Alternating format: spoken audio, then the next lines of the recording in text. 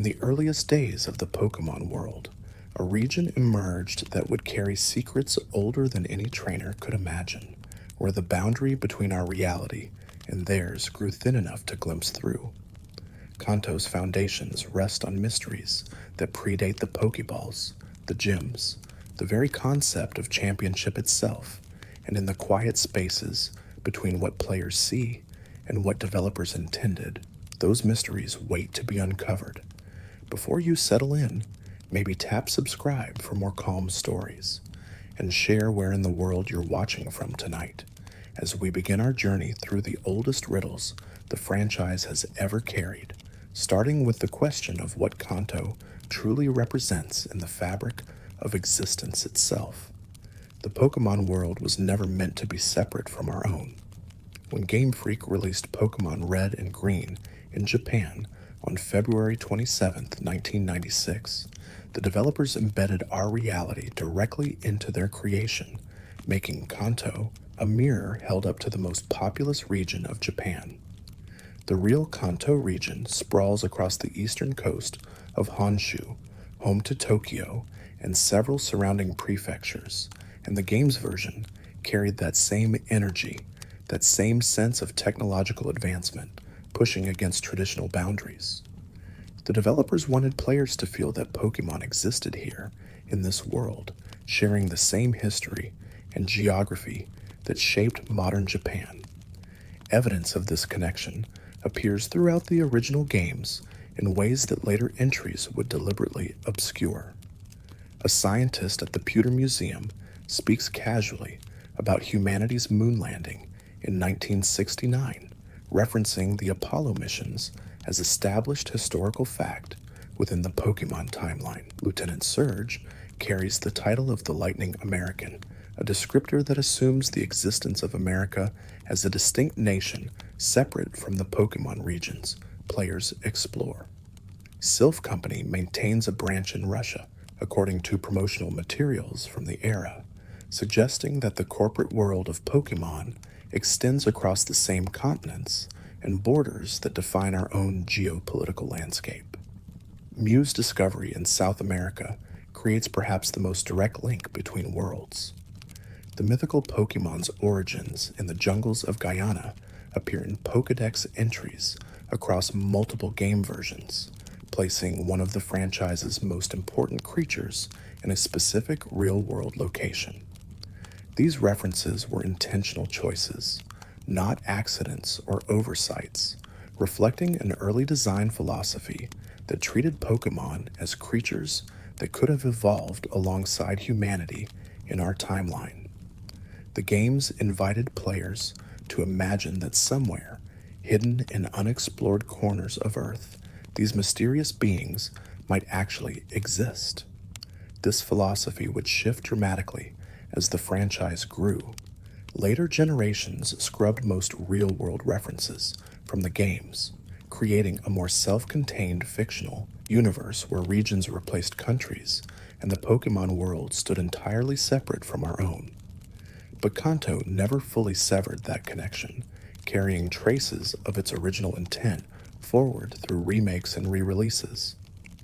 Even Let's Go Pikachu and Let's Go Eevee, released more than 2 decades after the original games, preserved certain ambiguities that kept the door open to that early interpretation.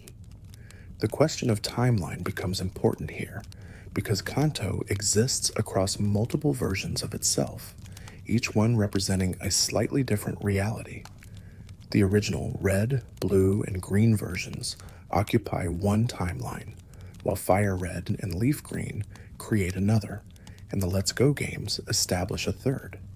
These aren't simply remakes telling the same story with better graphics, but rather alternate universes where events unfold differently, where characters make different choices, where the very nature of reality shifts in subtle but significant ways.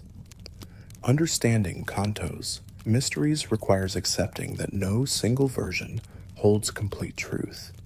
Each iteration reveals different aspects of the region's deeper lore, and examining the contradictions between them often proves more illuminating than trying to reconcile them into a single, coherent narrative. The developers themselves have acknowledged this approach, using the concept of parallel worlds to explain inconsistencies and allow creative freedom across different games. The myths and legends that shape Kanto's identity begin with Mew, the creature that carries within itself the genetic information of all Pokemon species. According to the lore that emerged from research notes scattered throughout the games, Mew represents the first Pokemon, the ancestor from which all others descended through countless millennia of evolution. This claim conflicts with later revelations about Arceus and the creation myths of Sinnoh, but within Kanto's isolated context, Mew functions as the primordial source, the original life form that gave rise to the entire ecosystem. The discovery of Mew in South American jungles triggered a cascade of events that would define Kanto's scientific history. Researchers found evidence of the creature's existence through fossilized remains and rare sightings, documenting encounters that suggested Mew possessed both incredible power and profound gentleness. These early reports described a Pokemon that could learn any technique, adapt to any environment, and traverse great distances through psychic teleportation. The genetic material recovered from these expeditions would eventually enable the creation of Mewtwo, but that darker chapter came later, after years of study and ethical decay. Mew's status as the first Pokemon carries philosophical weight beyond simple taxonomy. If all Pokemon descended from a single ancestor, then the diversity of types, forms, and abilities visible across species represents evolutionary adaptation on a scale that dwarfs anything seen in Earth's fossil record. The transformation from a single pink psychic feline into creatures as varied as rock-type Onyx, plant-based Bulbasaur, and flame-bearing Charmander would require millions of years and environmental pressures that shaped not just physical forms, but fundamental elemental affinities. The legendary birds of Kanto exist in a different category of mystery, representing forces of nature given a physical form. Articuno, Zapdos, and Moltres each embody a specific element: ice, electricity, and fire, but their significance extends beyond simple type classifications. Ancient texts found in Kanto's libraries suggest that these three creatures helped establish the region's climate patterns, their presence creating the seasonal cycles and weather phenomena that allow diverse ecosystems to flourish across the landmass. Articuno's domain extends across Kanto's coldest regions, with sightings concentrated in the Seafoam Islands, where underground currents create natural ice caves. The bird's ability to freeze moisture in the air as it flies generates snowfall even in temperate months, and local folklore credits Articuno with preventing droughts during summer by maintaining glacial reserves that feed into rivers and streams. Fishermen tell stories of encounters with the legendary, describing a creature of such beauty that even hardened sailors felt moved to tears upon witnessing its flight. Zapdos makes its roost in the abandoned power plant near Route 10, a location that seems symbolic given the bird's electrical nature. The plant's shutdown occurred years before the events of the games, its machinery falling silent after a catastrophic surge that investigators could never fully explain. Residents living near the facility report seeing bright flashes during thunderstorms, accompanied by a piercing cry that carries across miles.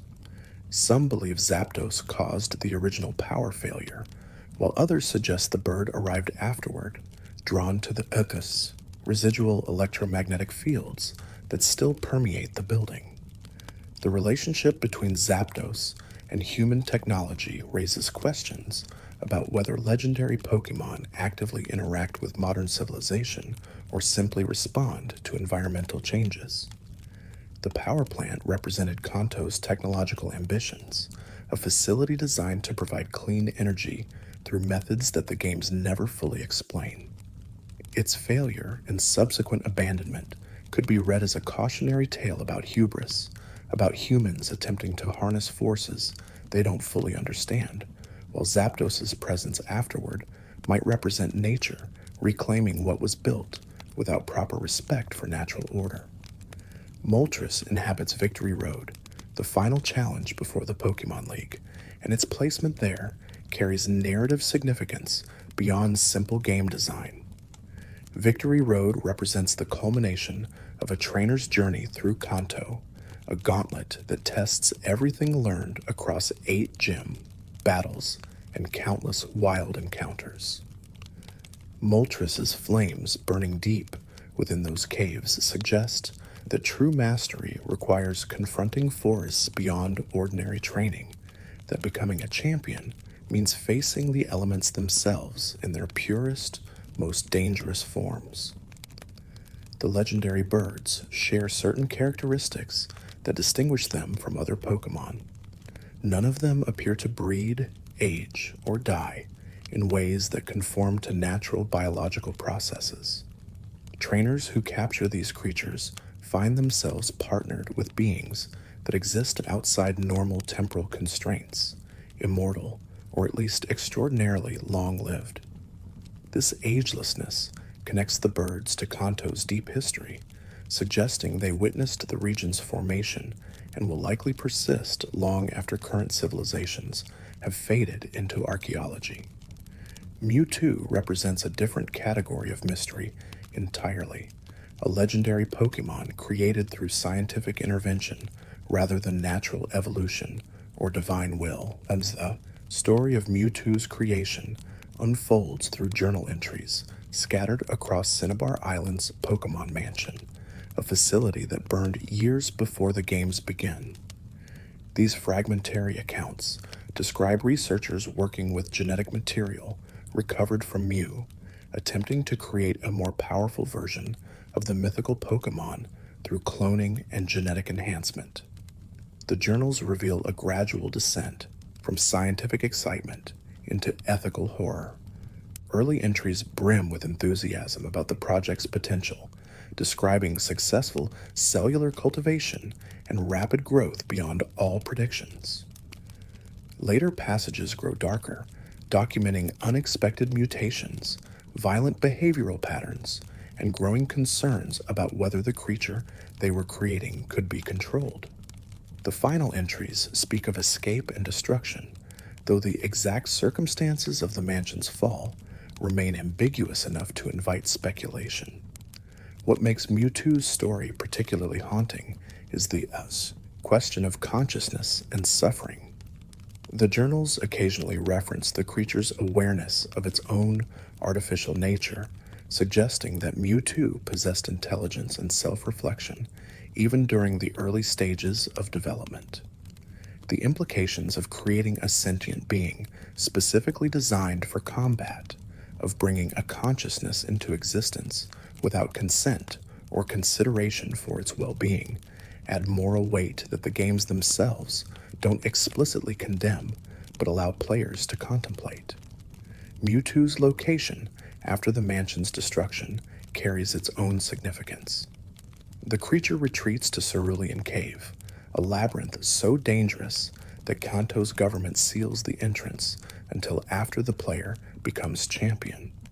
The cave's depths contain some of the strongest wild Pokemon in the region, creatures that would overwhelm most trainers, and Mewtwo lurks at the deepest point, waiting at level 70 for challengers worthy of testing its power. The choice to place Mewtwo in Cerulean Cave, rather than some new location specific to its story, suggests that the cave predates the creature's arrival, that it represents a natural stronghold where powerful beings gravitate. Local legends might have spoken of the cave as cursed or blessed, a place where reality grows thin and strange energies accumulate. Mewtwo's decision to make the cave its sanctuary could indicate recognition of these properties, an understanding that the location offered protection or resonance with its own psychic nature. Encountering Mewtwo in the cave becomes a mirror of its creation, a moment where the player must decide whether to capture this artificial being or leave it to its solitude. The game mechanics offer no choice in the matter. Trainers battle and attempt to catch Mewtwo because that's the objective the game presents, but the narrative framing allows for interpretation. Is capturing Mewtwo an act of rescue, offering the creature purpose and companionship, or is it further violation, reducing a conscious being to another tool in a trainer's arsenal? These questions extend beyond Mewtwo to the entire Pokemon-human relationship, but they feel especially sharp with a creature explicitly described as suffering through its creation. The Mansion Journals don't just tell the story of Mewtwo's origins, they invite players to consider the ethics of Pokemon training itself, the morality of a system where intelligent beings are captured, stored in devices, and commanded to fight for human amusement or advancement. The Pokemon Tower in Lavender Town stands as Kanto's most explicit confrontation with death and mourning. The 7-story structure functions as a graveyard for Pokemon, whose trainers chose to bury them with ceremony rather than simply releasing them back into the wild. Each floor contains grave markers and mourners, NPCs who speak about loss and memory in ways that the games rarely address elsewhere. The tower's existence confirms that Pokemon can die, that the bonds between trainers and their partners sometimes end in grief rather than release or evolution. The ghost encounters in Pokemon Tower add supernatural elements to Kanto's reality. Ghastly, Haunter, and the mysterious, unidentifiable ghost that blocks progression until obtaining the Sylph Scope all suggest that death in the Pokemon world doesn't necessarily mean oblivion. The unidentifiable ghost, revealed through the Sylph Scope to be a Marowak, carries a particular narrative weight because the games provide specific context for its appearance. Team Rocket killed this Marowak while attempting to steal Pokemon from the tower, and the creature's spirit remained to protect its orphaned child, the Cubone, that players encounter in the same location. This Marowak's ghost cannot be caught or defeated through normal battle mechanics. The player character battles the spirit, reducing its health to 0, but instead of fainting or entering a Pokeball, the ghost simply departs, moving on to whatever afterlife exists in this universe. The mechanics here suggest that some deaths create stronger spiritual imprints than others, that violence and unfinished business can anchor consciousness to physical locations even after the body has ceased functioning. The Cubone, left orphaned by this event, carries its mother's skull as protective headgear, a detail that raises its own unsettling questions. If the Cubone wears its dead mother's skull, and all Cubone wear skulls according to Pokédex entries, then the species-defining characteristic requires parental death as a rite of passage. The games never explain how this works biologically or culturally, leaving players to wonder whether Cubone are born, immediately separated from mothers who die to provide the skulls, or whether some other mechanism operates that the Pokédex entries don't capture accurately. Lavender Town's reputation extends beyond the in-game content to include real-world urban legends about the location's music causing illness in young players. These stories, entirely fabricated but widely circulated in early internet culture, claimed that the town's theme song contained frequencies that triggered headaches, nausea, or even more severe psychological effects in children. The myth grew elaborate enough to include conspiracy theories about cover-ups and secret versions of the game, none of which had any basis in reality, but which spoke to the town's unsettling atmosphere. The effectiveness of Lavender Town's design comes from its tonal departure from the rest of Kanto. Most locations in the games feel adventurous or challenging, places where trainers test their skills and grow stronger through experience. Lavender Town offers no gym battle, no significant item rewards, no advancement in the player's journey beyond the narrative requirement to clear Team Rocket from the tower. The town exists primarily to create a space for grief, to remind players that the world they're exploring contains loss and memory alongside victory and growth. The Sylph Company's role in Kanto's economy and technology sector positions it as perhaps the most influential civilian organization in the region. The company's headquarters in Saffron City stands as the tallest building in Kanto, a massive structure filled with researchers developing new Pokemon-related technologies. The building's size reflects Sylph's dominance in markets ranging from Pokeball production to the PC storage system that enables trainers to manage collections larger than 6 Pokemon. Team Rocket's takeover of Sylphco represents the criminal organization's most ambitious operation in Kanto. Taking control of the building and holding employees hostage gave Rocket access to cutting-edge research and development, including prototypes for the Master Ball, a Pokeball variant designed to catch any Pokemon with guaranteed success. The Master Ball's existence raises questions about Sylph's research priorities and ethical considerations, because creating a device that removes all challenge or consent from Pokemon capture suggests a troubling disregard for the creature's agency. The Sylph Company takeover also reveals connections between Rocket and certain elements within Kanto's business community. The ease with which Rocket infiltrated the building, the lack of security measures to prevent such an invasion, and the apparent absence of police response until the player character intervenes all suggest either incompetence or complicity at high levels.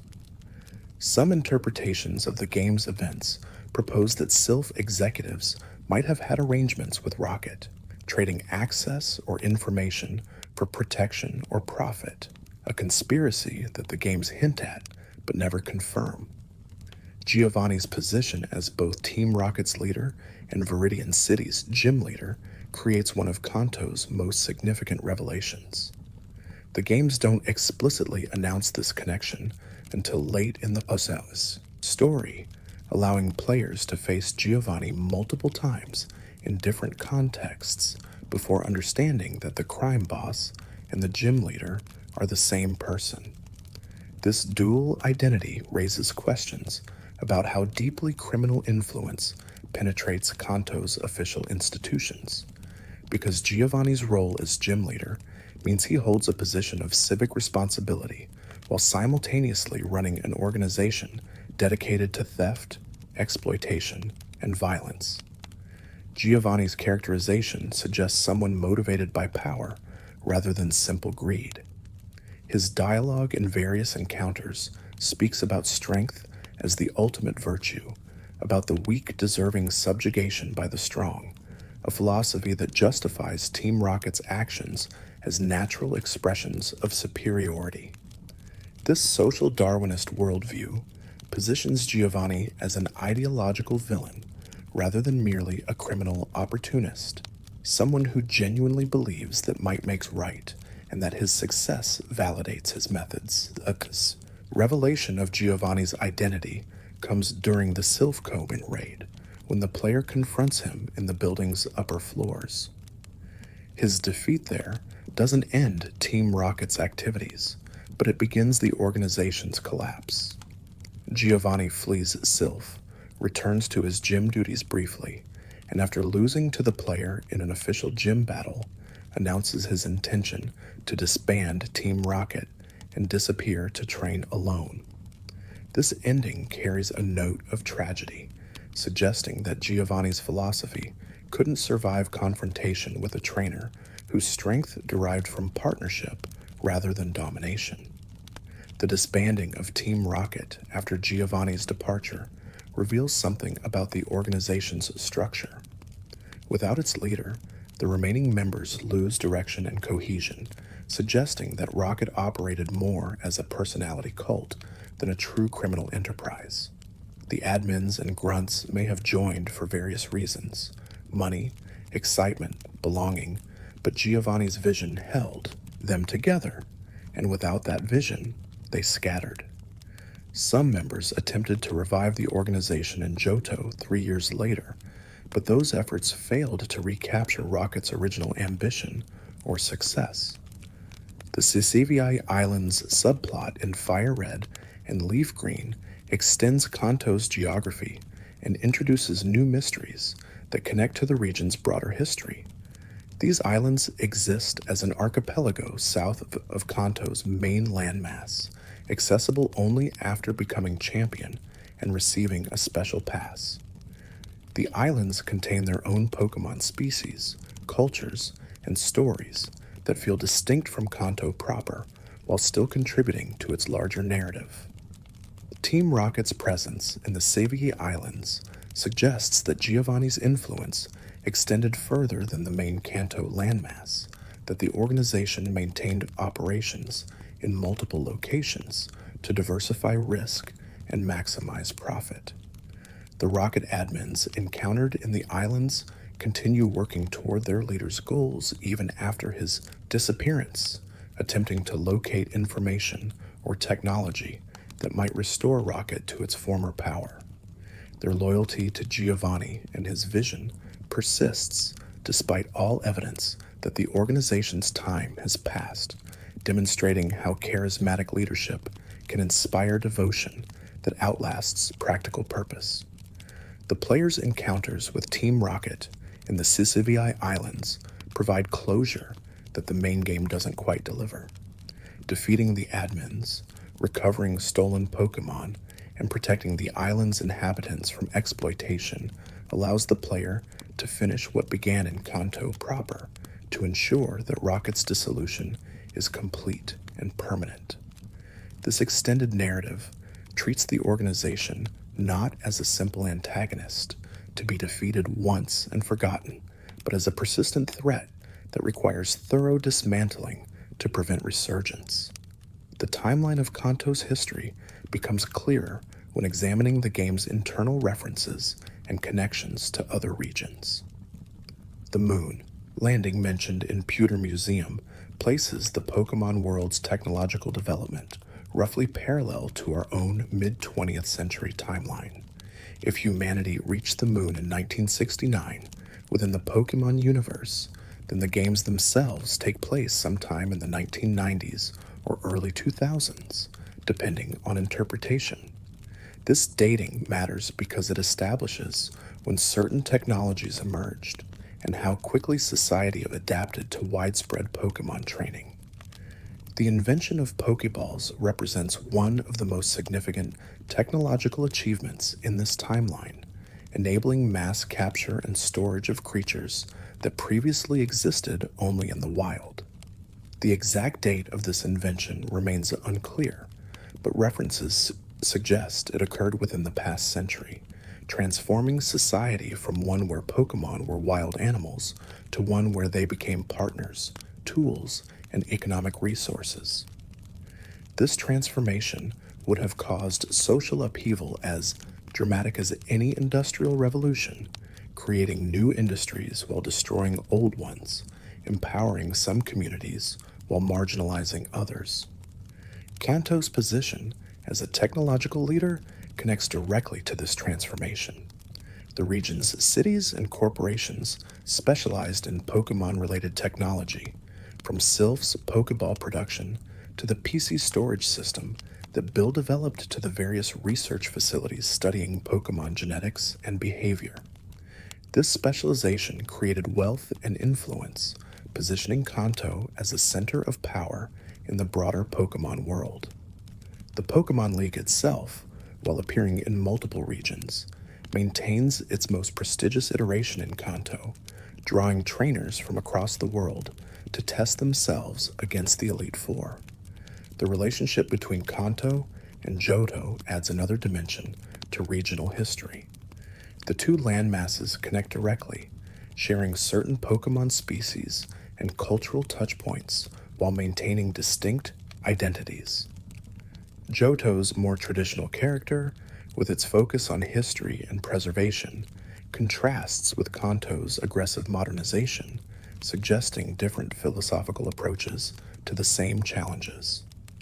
The fact that trainers can travel freely between regions in gold, silver, and crystal indicates political cooperation, likely some form of federal arrangement that allows independent regional governance within a shared national framework.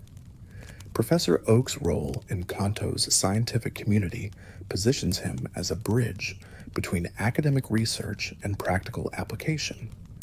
His laboratory in Pallet Town serves as a starting point for new trainers, providing them with their first Pokémon and the Pokédex technology that enables systematic documentation of species encountered during their journeys.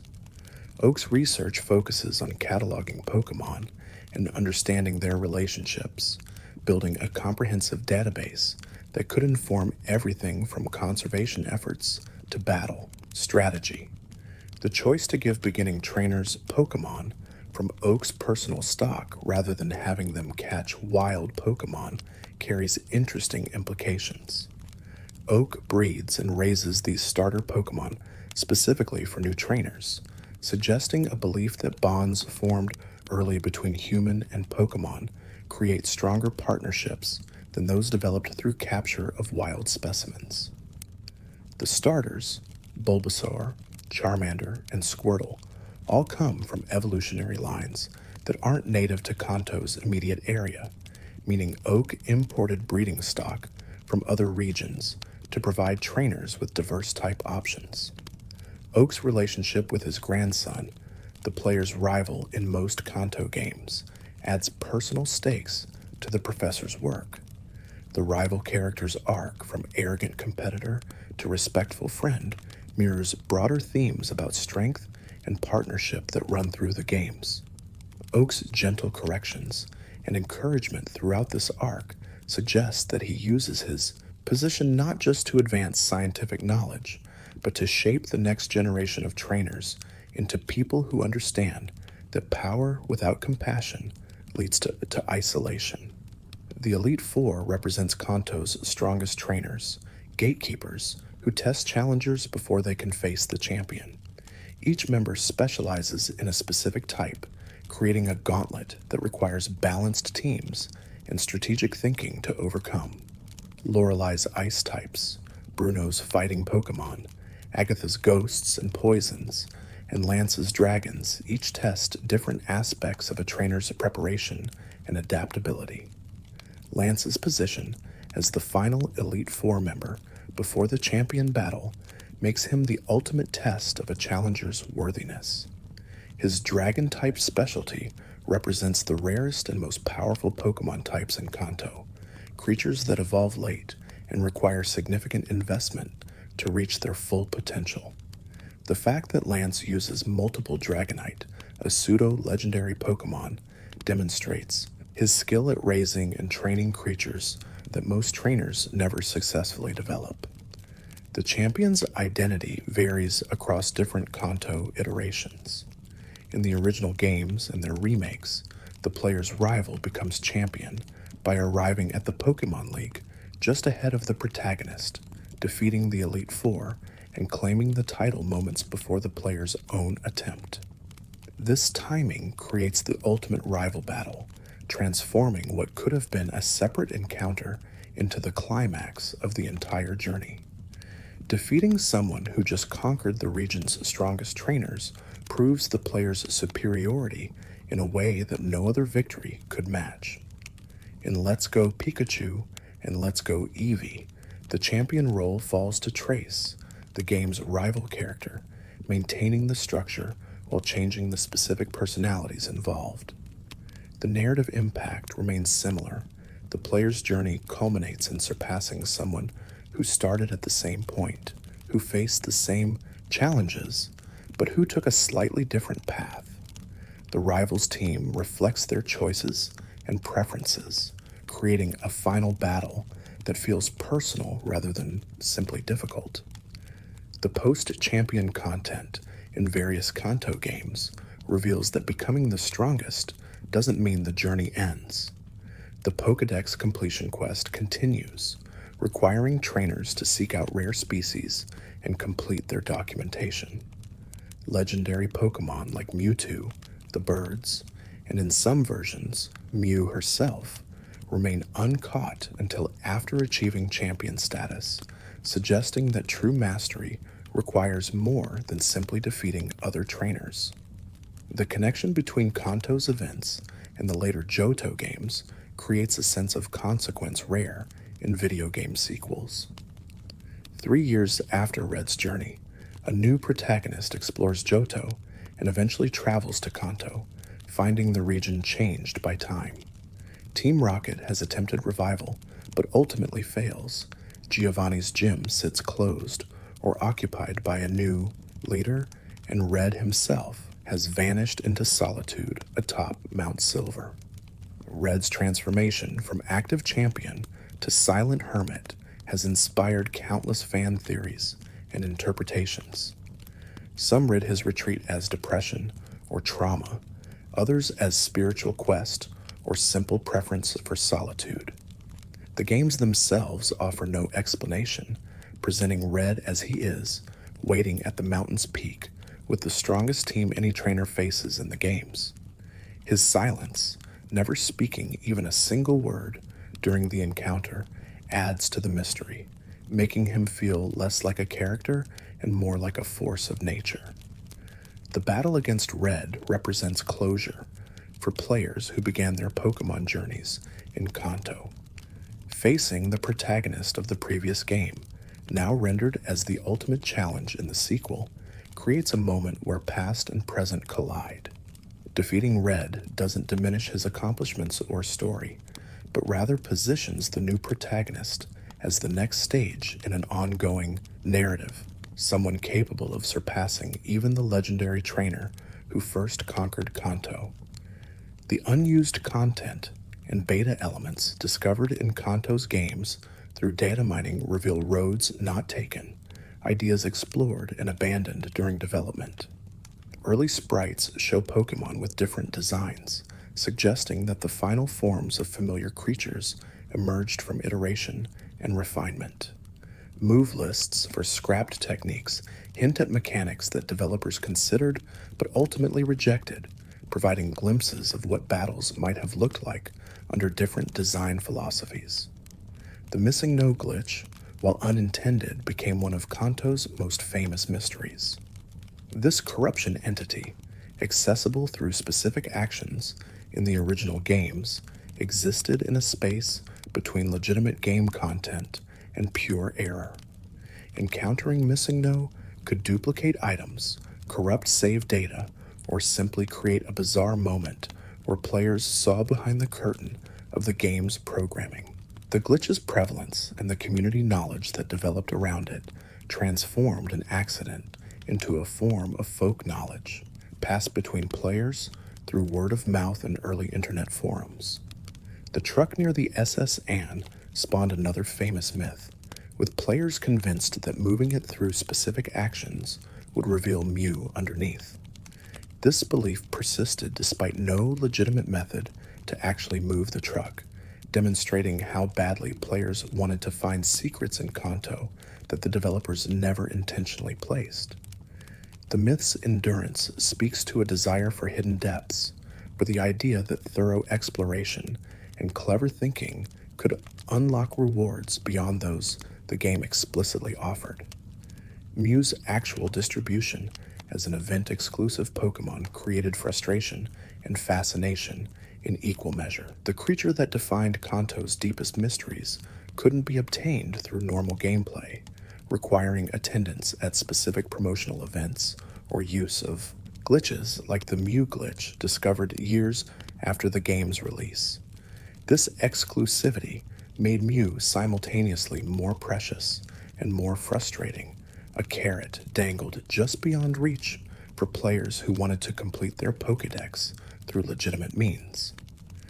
The philosophical questions raised by Kanto's lore extend into real-world ethical debates about genetic engineering, animal rights, and the relationship between intelligence and servitude. Mewtwo's story parallels concerns about cloning and genetic modification, asking whether creating life for specific purposes respects the autonomy of the beings created. The Pokemon Tower's acknowledgement of death and mourning forces consideration of whether capturing and battling intelligent creatures can be justified even within a fictional context designed to encourage exactly that behavior. These deeper themes mostly operate beneath the surface of games designed primarily for children and young teenagers. The developers included enough nuance and ambiguity to allow older players to engage with complex ideas while maintaining the adventure and excitement that drew younger audiences. This dual layer approach helped Pokemon transcend its origins as a children's game, creating something that offered different experiences depending on the player's age and willingness to look beneath surface narratives. Kanto's influence on the broader Pokemon franchise cannot be overstated. As the first region, it established templates and patterns that later games would follow, modify, or deliberately subvert. The 8-gem structure, the Evil Team plot, the Elite Four challenge, and the rival relationship all originated here, becoming foundational elements that players expected in subsequent generations. Even as later regions introduced new mechanics and stories, they defined themselves partly through how they resembled or differed from Kanto's original framework. The decision to remake Kanto multiple times speaks to both its importance and its marketability. Fire Red and Leaf Green modernized the experience for the Game Boy Advance, adding features like abilities and the CVI Islands while maintaining the course and structure. Let's Go Pikachu and Let's Go Eevee reimagined Kanto for Switch players, incorporating mechanics from Pokemon Go and creating a more accessible entry point for new trainers. Each remake introduced new players to Kanto while offering returning fans opportunities to revisit familiar locations with modern sensibilities. The various iterations of Kanto create a palimpsest effect, where multiple versions of the same story exist simultaneously, each one informing and contextualizing the others. Players familiar with only one version might miss references or callbacks that span multiple games, while those who have experienced all variations can appreciate how the region evolved across hardware generations and design philosophies. This layering creates a richer experience than any single version could provide, rewarding long-term fans while remaining accessible to newcomers. The competitive Pokemon scene that emerged from these games added another dimension to Kanto's legacy. The original 151 Pokemon became the foundation for a metagame that has persisted for decades, with creatures like Tauros, Chansey, and Alakazam remaining relevant in competitive formats long after their debut. The type matchups, stat distributions, and move pools established in Kanto set precedents that influenced how future Pokemon were designed, creating a framework that had to maintain backward compatibility while introducing new strategic options. The interconnection between Kanto and later regions through trading and battling created a persistent world that spanned multiple games.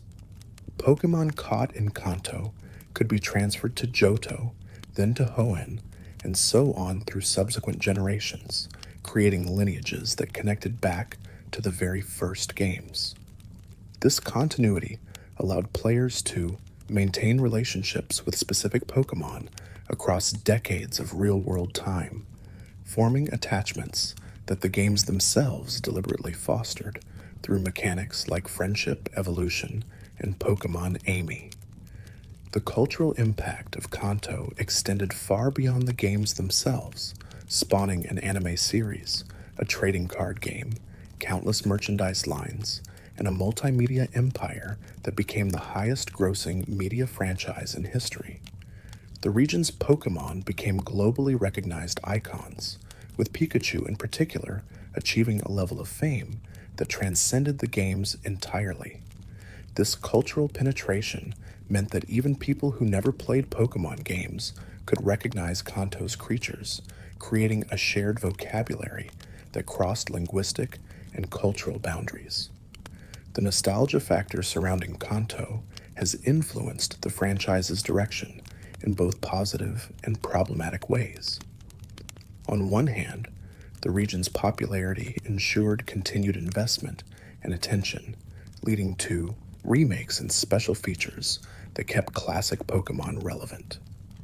On the other hand, an excessive focus on Kanto sometimes came at the expense of newer regions, with later games occasionally prioritizing Kanto references and returning features over developing their own identities. This tension between honoring origins and moving forward remains an ongoing challenge for the franchise. The Mysteries of Kanto persist partly because the games themselves resist complete explanation. The developers built ambiguity into the world, leaving questions unanswered and events open to interpretation. This approach invited players' speculation and theory crafting, creating communities dedicated to analyzing every text box and environmental detail for hidden meanings. The result was a living folklore around the games, where player interpretations and developer intent blurred together into a collective understanding that exceeded what any individual could know alone. The relationship between the games' text and subtext operates on multiple levels. Surface narratives tell straightforward stories about a child's journey to become Pokemon champion, but underlying themes explore power, mortality, ethics, and the bonds between different forms of intelligence. Players could engage with whichever level felt most appropriate to their age and interest, making Kanto's stories accessible to children while offering enough depth to satisfy adults. The technical limitations of the original Game Boy hardware influenced how these stories were told, requiring developers to suggest rather than explicitly show many narrative elements. The journal entries in Cinnabar Mansion convey Mewtwo's creation through fragmented text rather than cutscenes, allowing players' imaginations to fill in disturbing details that the hardware couldn't render. This necessity-driven minimalism created a specific aesthetic that later, more powerful hardware could replicate, but never quite recapture. The music of Kanto contributed significantly to the region's atmosphere and memorability. Junichi Masuda's compositions for the original games worked within severe technical constraints, using the Game Boy's limited sound channels to create themes that conveyed specific moods and locations. The Lavender Town theme became particularly famous for its minor key and unsettling simplicity, creating an audio landscape that made the town feel haunted even before players encountered any ghosts. Each location in Kanto received its own musical identity, from Pallet Town's gentle beginning to Victory Road's triumphant challenge. These themes became so iconic that later remakes faithfully recreated them with modern instruments, and the Pokemon Concert Series regularly features Kanto's music decades after the original game's release. The ability of simple chiptune melodies to evoke such strong emotional responses speaks to both the quality of Masuda's compositions and the power of association as players connect these sounds with their memories of exploration and discovery. The design philosophy behind Kanto's Pokemon themselves reflected a desire to create creatures that felt both fantastic and believable. Many designs drew inspiration from real animals, plants, or objects, transforming familiar elements into something new. Rattata and Pidgey served as common introductory Pokemon, filling ecological niches similar to rats and pigeons in real urban environments. More exotic creatures like Lapras and Aerodactyl existed as rare encounters, their scarcity within the game world mirroring the special status of legendary or extinct animals in our reality. The decision to include exactly 151 Pokemon in the original games created a roster large enough to feel diverse, while small enough to potentially catch them all. This number became a goal that the games expected dedicated players to achieve, with completion of the Pokédex requiring not just catching common Pokémon, but tracking down version exclusives and evolving creatures through specific methods. The satisfaction of completing the Pokédex came not from any significant in-game reward, but from the accomplishment itself, proof of thoroughness and dedication. The type system introduced in Kanto established relationships between elements that would define Pokemon battles across all subsequent games. Fire beats grass, water beats fire, grass beats water, creating an elemental triangle that encouraged players to build balanced teams. The addition of electric, ice, psychic, ghost, dragon, and other types created a web of interactions complex enough to support strategic depth while remaining comprehensible to young players. This balance between accessibility and complexity became a hallmark of Pokemon's design philosophy. Certain type matchups in the original games contained bugs or oversights that later generations corrected. Psychic types lacked effective counters in the original games due to bugs with ghost and bug-type moves, making Pokemon like Alakazam and Mewtwo almost unstoppable in competitive play. Dragon types had no dragon-type moves available except Dragon Rage, which dealt fixed damage, limiting the offensive potential of creatures like Dragonite. These imbalances shaped the original game's metagame in ways that feel quaint or broken to modern players familiar with later refinements. The evolution mechanics in Kanto ranged from simple level-up requirements to complex conditions involving items, trade, or happiness. These varied methods created different relationships between trainers and their Pokemon, with happiness evolution requiring sustained positive interaction, while trade evolution demanded cooperation with other players. The diversity of evolution methods ensured that different Pokemon felt distinct, not just in appearance, but in the process of developing them to full potential. Some evolution lines contained oddities or questions that the games never fully explained. Cubon's evolution into Marowak apparently involved the creature coming to terms with its mother's death, removing the skull it wore, and replacing it with one that fit its adult form, but the exact mechanism of this transformation remained deliberately vague. Exegecute's transformation from a cluster of eggs into a palm tree strained biological plausibility even within Pokemon's flexible logic, suggesting that evolution in this world operated through mechanisms beyond simple growth or metamorphosis. The fossil Pokemon introduced in Kanto added a paleontological dimension to the region's mysteries. Omanite, Omastar, Kabuto, Kabutops, and Aerodactyl represented creatures that went extinct in the Pokemon world's distant past, their remains preserved in stone until the modern science developed the resurrection technology. The choice between Helix and Dome fossils in Mount Moon became one of the game's first significant decisions, creating branching paths where players could obtain one ancient Pokemon, but not the other without trading. The resurrection process itself raised philosophical questions similar to those surrounding Mewtwo's creation. The revived fossils weren't simply ancient Pokemon awakened from suspended animation, but rather new creatures cloned from preserved genetic material. These recreated Pokemon had never existed as individuals in the ancient past, making them something between genuine fossils and artificial constructs. The games treated this distinction as unimportant, but it spoke to broader themes about the relationship between authenticity and functionality. The geography of Kanto balanced natural environments with human development, creating a region that felt inhabited and shaped by civilization. Pallet Town and Viridian City sat near the region's southwestern edge, providing starting points for journeys that would spiral across the landmass. Pewter City nestled in the northwest corner, surrounded by mountains and caves that isolated it from more developed areas.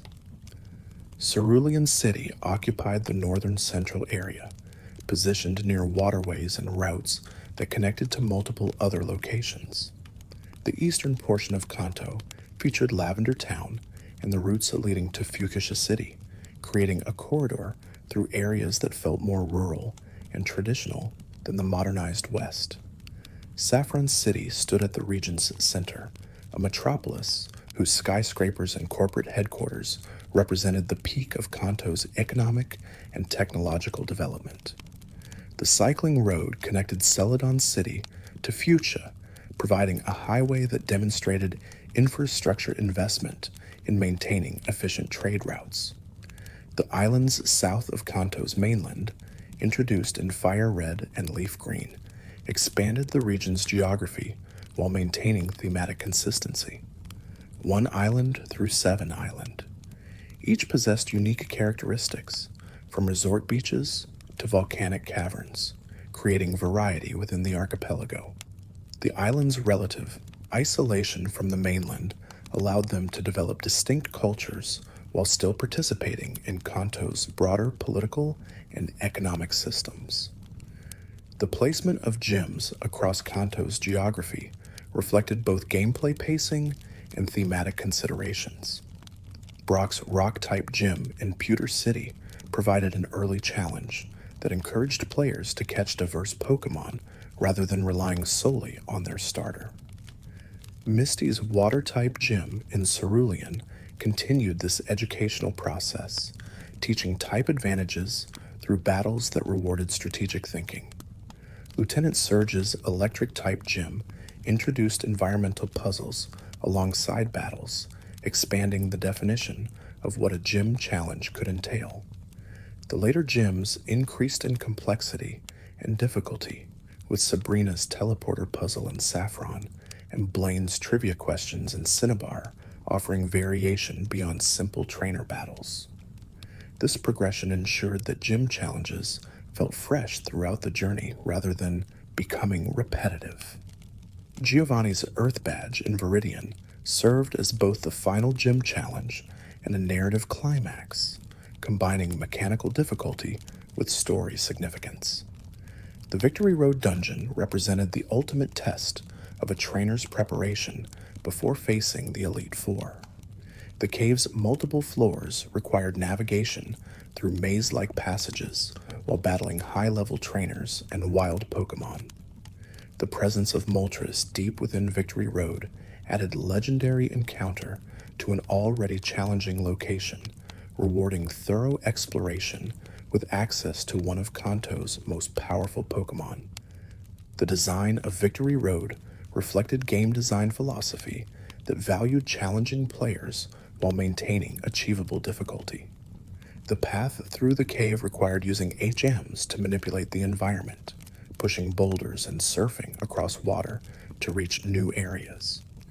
These puzzles weren't particularly complex, but they demanded attention and planning, ensuring players couldn't simply rush through to the Pokémon League without engaging with the location itself. The Pokémon League building stood apart from Victory Road, accessible only after completing the dungeon and arriving at Indigo Plateau. The building's interior contained healing services and shops, allowing trainers to prepare for the ultimate challenges ahead. The lack of any ability to save between battles with the Elite Four and Champion created tension, forcing players to manage resources carefully across multiple consecutive fights without an opportunity for rest. This gauntlet structure made victory feel earned, transforming the champion title from a simple story milestone into an accomplishment that required skill, preparation, and sometimes luck. Players who defeated the Elite Four only to lose against their rival had to restart the entire sequence, teaching hard lessons about the importance of maintaining balanced teams and conserving healing items. The frustration of these failures made eventual success that much sweeter. The post-game content in Kanto varied across different versions, but generally focused on Pokédex completion and optional legendary battles. Mewtwo's presence in Cerulean Cave provided the most significant challenge, with the creature's level 70 stats dwarfing most players' teams. The decision to make Mewtwo catchable, rather than a mandatory story battle, respected player agency while offering tremendous reward for those who succeeded. The legendary birds presented similar optional challenges, each one requiring players to find specific locations and overcome Pokemon strong enough to present real danger. The placement of these legendaries in areas accessible before becoming champion meant that some players would encounter them early, attempt captures with inadequate preparation, and potentially knock out the Pokemon permanently if they failed to catch them before reducing their HP to 0. This possibility of failure added stakes to legendary encounters that later games often removed through guarantees of successful capture or respawning defeated Pokemon.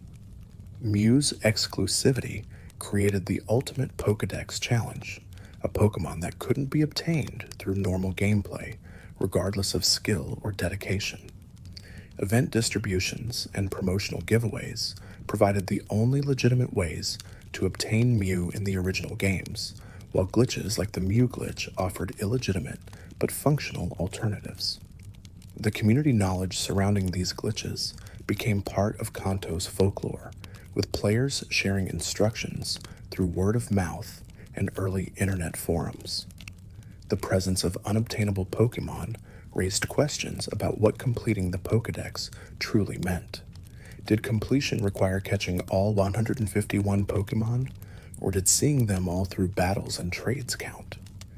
The in-game diploma awarded for catching all available Pokemon suggested that the developers considered 150 caught Pokemon with 1, seen as sufficient for completion, but many players felt unsatisfied without actually obtaining every species. The trading system that connected players became essential for Pokédex completion due to version exclusives and trade evolution requirements. Pokemon like Ekans and Oddish appeared only in one version, forcing players to trade with friends who owned the other version to complete their collections. This design decision encouraged social interaction and cooperation, transforming Pokemon from a solitary experience into a communal one. The link cable that facilitated trading and battling between Game Boys became an iconic accessory, a physical manifestation of Pokemon's social dimension. Schoolyards and community centers became gathering places where players connected their devices and engaged in the economic and competitive aspects of the game. These face-to-face interactions created memories and friendships that many players remember as fondly as the games themselves.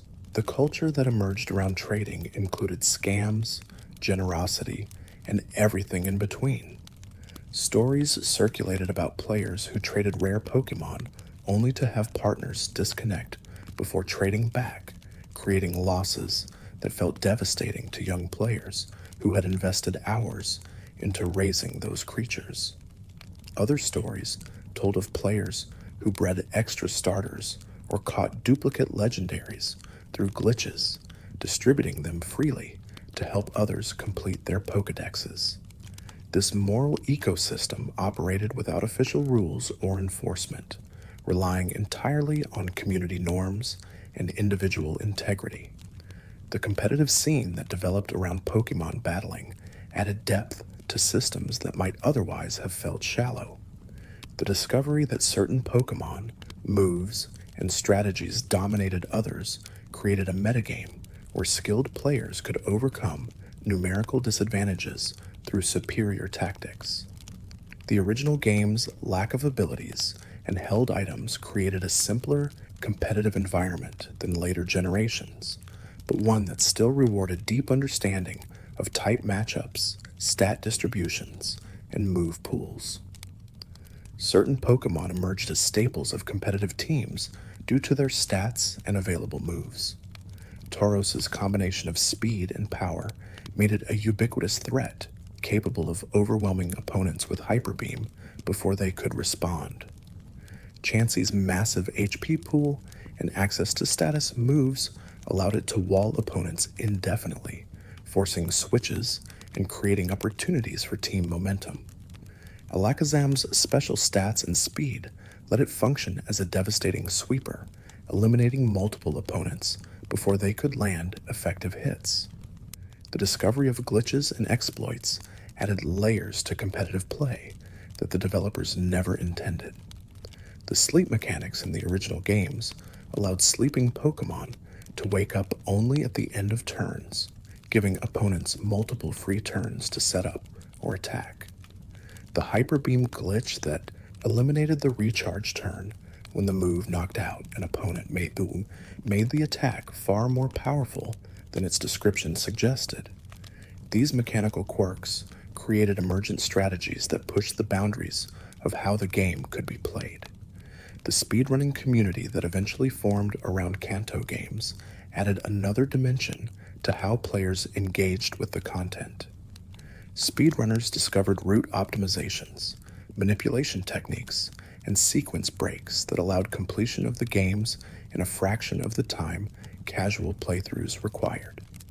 The discovery of arbitrary code execution glitches in the original games enabled completion times under 2 hours, transforming games designed for dozens of hours of play into brief challenges that tested execution and knowledge rather than progression and grinding. The preservation efforts surrounding Kanto games ensured that the original experiences remained accessible even as hardware aged and became obsolete. Virtual Console releases brought the games to modern platforms, while ROM preservation projects archived the original software for historical purposes. These efforts reflected recognition that Kanto represented not just successful games, but cultural artifacts worth maintaining for future generations. The modification community created countless ROM hacks and fan games that reimagined Kanto with new stories, Pokemon, or mechanics. Some hacks increased difficulty to challenge experienced players, while others added quality of life features that the original games lacked. The most ambitious projects created entirely new regions inspired by Kanto's design philosophy, demonstrating how deeply the original games influenced a generation of game developers and designers. The academic study of Pokemon and Kanto specifically emerged as researchers recognized the franchise's cultural significance. Papers analyzing the game's design, their social impact, and their role in children's development appeared in various journals and conferences. Kanto became a case study in successful franchise building, demonstrating how strong core mechanics and memorable characters could spawn multimedia empires that persisted for decades. The environmental messages embedded in Kanto's story operated subtly beneath the adventure narrative.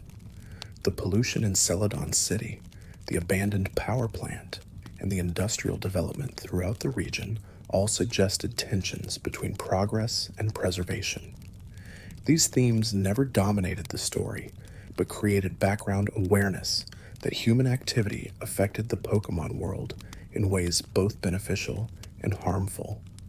The moral simplicity of most conflicts in Kanto contrasted with the moral ambiguity of certain elements like Mewtwo's creation or Giovanni's philosophy.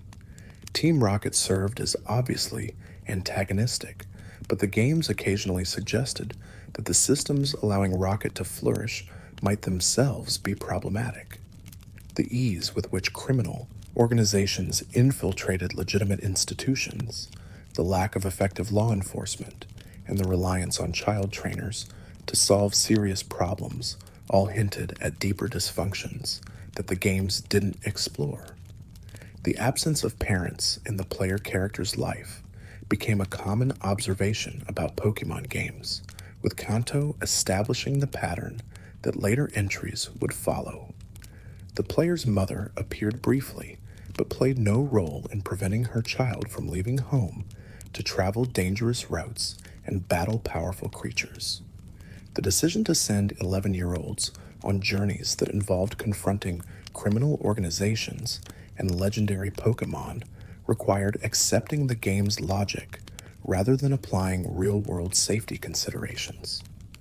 The aging of Kanto's original player base created the interesting dynamics as children who played the games in the late 1990s became adults with disposable income and nostalgia-driven purchasing habits.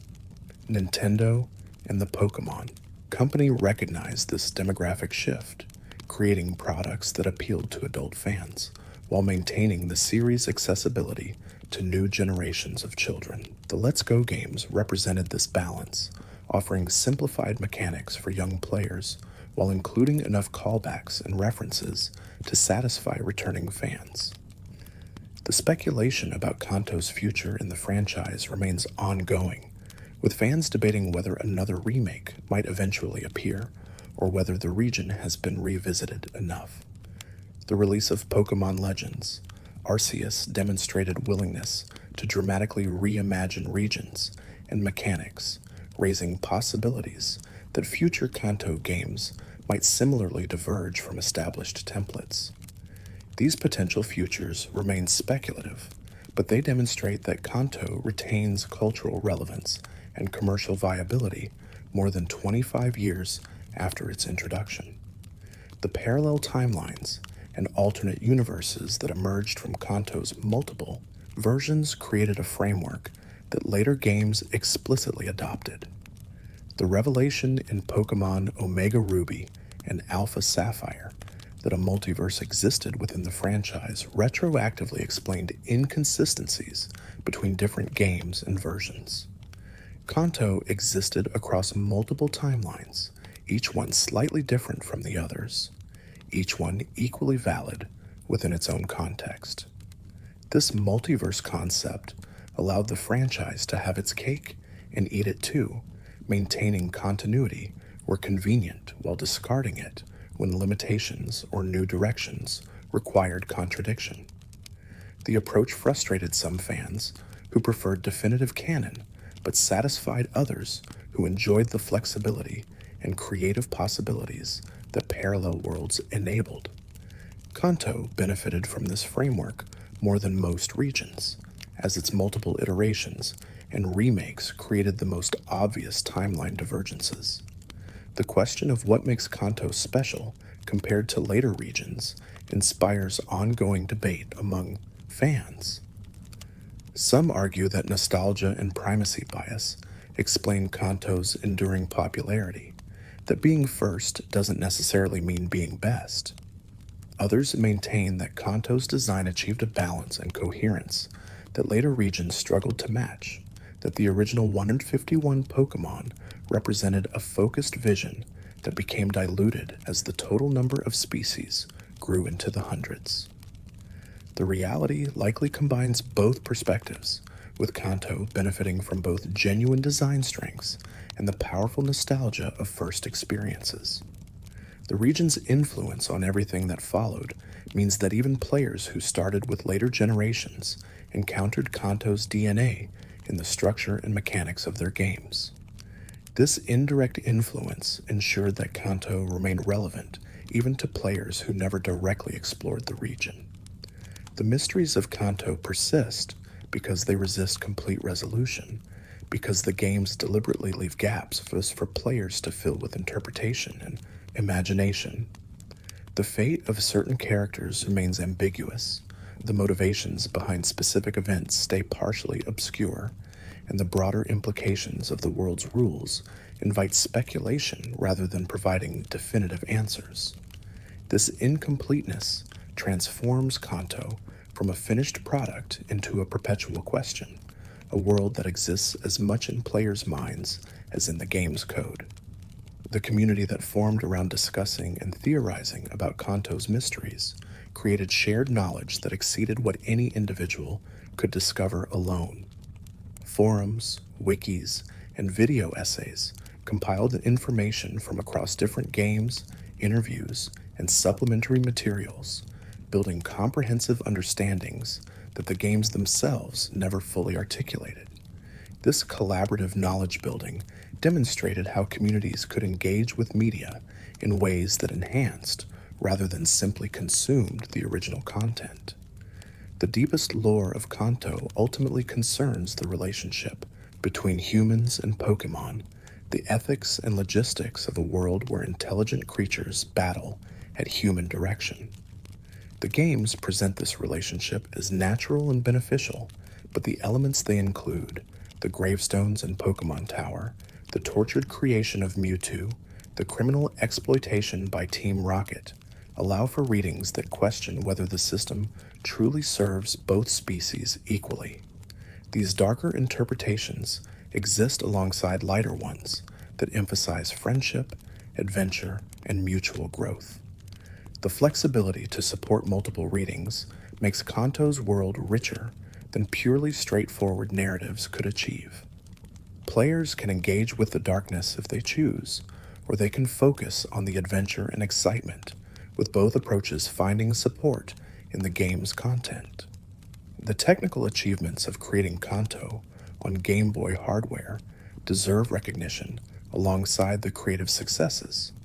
Fitting a complex RPG with over 150 creatures, multiple towns, numerous routes, and a complete battle system into the severe memory constraints of the original cartridges required ingenious programming and ruthless optimization. Every byte mattered.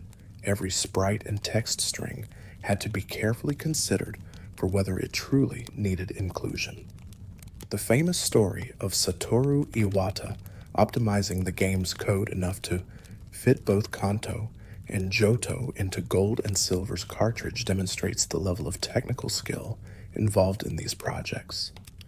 What seemed impossible became reality through clever programming, allowing players to return to Kanto after completing Johto's story. This connection between regions reinforced Kanto's importance, while providing unprecedented value through sheer amount of content. The glitches that persisted in the released games, from missing no to various duplication exploits, reflected the limits of testing and debugging on such constrained hardware. Some glitches became features in players' minds, celebrated as secret knowledge rather than condemned as errors. The community's relationship with glitches varied from purist rejection to enthusiastic exploitation, with different players drawing different lines about what constituted legitimate gameplay. The mythology that grew around Kanto extended beyond the games themselves into artwork, fiction, and countless other creative expressions. Fan comics explored characters' backstories and futures. Fan fiction imagined alternate events and relationships, and fan art reinterpreted Pokemon designs through different styles and perspectives. This creative ecosystem demonstrated how deeply Kanto resonated with players, inspiring them to contribute their own visions to the world. The music covers and arrangements of Kanto's themes numbered in the thousands, ranging from faithful recreations to radical reinterpretations. YouTube channels dedicated to Pokemon music featured endless variations on Lavender Town's theme, route themes, and battle music. These musical tributes demonstrated how melody alone could evoke the games, how specific compositions became inextricably linked with memories of exploration and adventure. The merchandising bonanza that Kanto enabled transformed the Pokemon Company into one of the most profitable entertainment properties worldwide. Plush toys, trading cards, apparel, home goods, and countless other products featuring Kanto Pokemon generated billions in revenue across decades. Pikachu's status as a global icon meant that even people who had never played the games recognized the character, creating brand awareness that exceeded the game's direct reach. The trading card game that launched alongside the original games created its own competitive scene with world championships and professional players. The earliest sets featured primarily Kanto Pokemon, with cards like First Edition Charizard becoming valuable collectibles worth thousands of dollars. This parallel competitive ecosystem introduced Pokemon to players who might never touch the video games, expanding the franchise's audience and cultural footprint. The anime series that began in 1997 told its own version of Kanto's story, following Ash Ketchum, rather than the game's silent protagonist.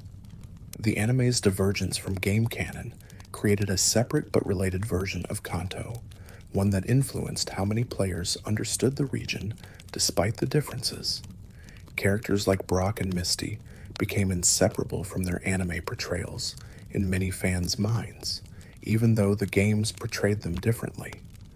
The movies that spun off from the anime, particularly Mewtwo Strikes Back, explored themes from Kanto's lore in ways the games only suggested.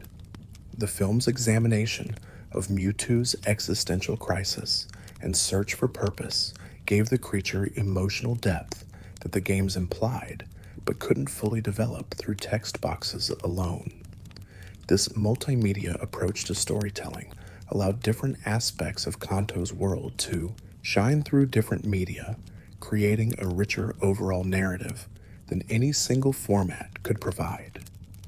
The philosophical debates that Kanto's stories inspired touched on questions of personhood, free will, and the ethics of genetic engineering.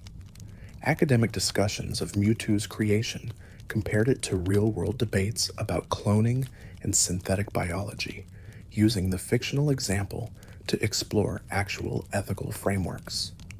The game's treatment of these themes, while simplified for its young audience, provided enough substance to support serious intellectual engagement. The environmental themes present in Kanto's design spoke to concerns about industrialization and habitat destruction. The presence of Pokémon in urban environments alongside wilderness areas suggested successful coexistence, but the abandoned power plant and polluted waterways hinted at failures and ongoing challenges. These elements reflected real-world environmental movements of the 1990s without becoming preachy or overwhelming the adventure narrative. The economic systems implied by Kanto's world raised questions about how societies built around Pokémon battling would function. Professional trainers existed as a career path, with the Pokémon League presumably offering prizes or sponsorships that allowed successful competitors to earn livings. The Pokémon Center's free healing services suggested social welfare systems that ensured access to basic care, while the presence of shops and commerce indicated market economies operating alongside whatever public services existed. The technology levels in Kanto mixed realistic contemporary elements with advanced sci-fi concepts in ways that created a distinctive aesthetic. Personal computers and Pokeballs coexisted with decidedly low-tech elements like bicycles and fishing rods, suggesting uneven technological development or cultural preferences for certain traditional practices. The PC storage system that allowed trainers to access their entire Pokémon collection from any center implied communications and data infrastructure far beyond what 1990s technology could achieve. The social hierarchies visible in Kanto reflected both explicit structures like the gym system and the implicit ones suggested through character interactions. Gym leaders held positions of respect and authority, serving as both challengers for trainers and civic leaders in their communities. The Elite Four and Champion represented the pinnacle of trainer achievement, their defeats meaning more than simple battle victories. These formal hierarchies coexisted with informal social dynamics based on skill, knowledge, and reputation. The gender dynamics in Kanto remained relatively unexplored in the original games, with female characters underrepresented among gym leaders and major NPCs. This reflected broader issues in gaming during the 1990s, but also created opportunities for later remakes to address through design changes and character additions. The inclusion of female player character options in Fire Red and Leaf Green represented progress, though the games still defaulted to male protagonists in promotional materials and canonical depictions. The passage of time within Kanto's world operated strangely, with day and night cycles absent from the original games, despite the lore suggesting normal temporal progression. Later remakes added time-based mechanics, but the originals existed in a perpetual daytime that created a dreamlike quality. This temporal ambiguity made it unclear how long the player's journey actually took in narrative time, whether the adventure spanned weeks or months or years. The architectural styles visible across Kanto's towns and cities mixed traditional Japanese influences with more generic modern designs. Lavender Town's pagoda-style Pokemon Tower contrasted sharply with Saffron City's contemporary high-rises, suggesting different historical development patterns or cultural preservation efforts in different locations. These visual distinctions helped each town feel distinct despite the technical limitations of the Game Boy's graphics. The infrastructure connecting Kanto's locations included both natural paths and human-built construction. Routes followed terrain contours, incorporating caves, forests, and waterways into the pathways trainers traveled. The cycling road represented major infrastructure investment, a dedicated highway that bypassed difficult terrain to connect western and southern Kanto. The SS Anne served as mobile transport between regions, suggesting international trade and travel networks that extended beyond the boundaries of what players could explore. The wildlife beyond capturable Pokemon remained largely invisible in the games, creating questions about what other creatures inhabited the world. Did normal animals exist alongside Pokemon, or had Pokemon completely replaced traditional fauna? Different media gave different answers, with the anime occasionally showing regular fish alongside water-type Pokemon while the games maintained ambiguity. This uncertainty left room for interpretation while avoiding questions about what people ate in a world where all animals were intelligent partners. The historical depth suggested by ruins and ancient structures scattered across Kanto implied civilizations that predated the current society. The ruins on the Sevi Islands contained writing and artifacts from cultures that players never learned about, suggesting rich histories that the games acknowledged but didn't explore. These glimpses of deeper pasts made the world feel lived in, as though current events represented just the latest chapter in a much longer story. The religious or spiritual elements in Kanto remained subtle, mentioned through references to belief, but never developed into systematic theology. Characters spoke of praying or hoping without specifying to whom or what, and the legendary Pokemon functioned as forces of nature rather than deities requiring worship. This secularity allowed the games to avoid controversial religious content while maintaining space for players to imagine spiritual dimensions if they chose. The legal and governmental systems that presumably governed Kanto operated almost entirely off-screen, with police occasionally mentioned but never seen meaningfully intervening. The Pokemon League appeared to function as both sporting organization and governmental authority, but the exact nature of its power and legitimacy remained unexplored. This thin institutional presence served gameplay by making the player character central to resolving conflicts, but it created world-building questions about how society actually functioned. The education system that prepared young people to become trainers existed in references, but never appeared directly in the games. Professor Oak's role, giving out first Pokemon, suggested some formal process by which children had entered the training lifestyle, but the details of that process, including any required instruction or certification, went unmentioned. This absence allowed players to project their own interpretations while avoiding boring mechanical exposition. The healthcare systems beyond Pokemon centers presumably existed to serve human needs, but they remained invisible in games focused entirely on Pokemon-related content. The presence of Nurse Joys in the anime suggested a professional healthcare workforce, while the games simply presented healing as a free service available at every center. The economics of how this system sustained itself, who paid for the services and equipment, remained mysterious. The international relations between Kanto and other regions appeared peaceful and cooperative in the games, with trainers freely traveling between landmasses and Pokémon traded across borders without apparent restriction. This globalized world assumed either unified government or strong international agreements that prevented conflict and facilitated cooperation.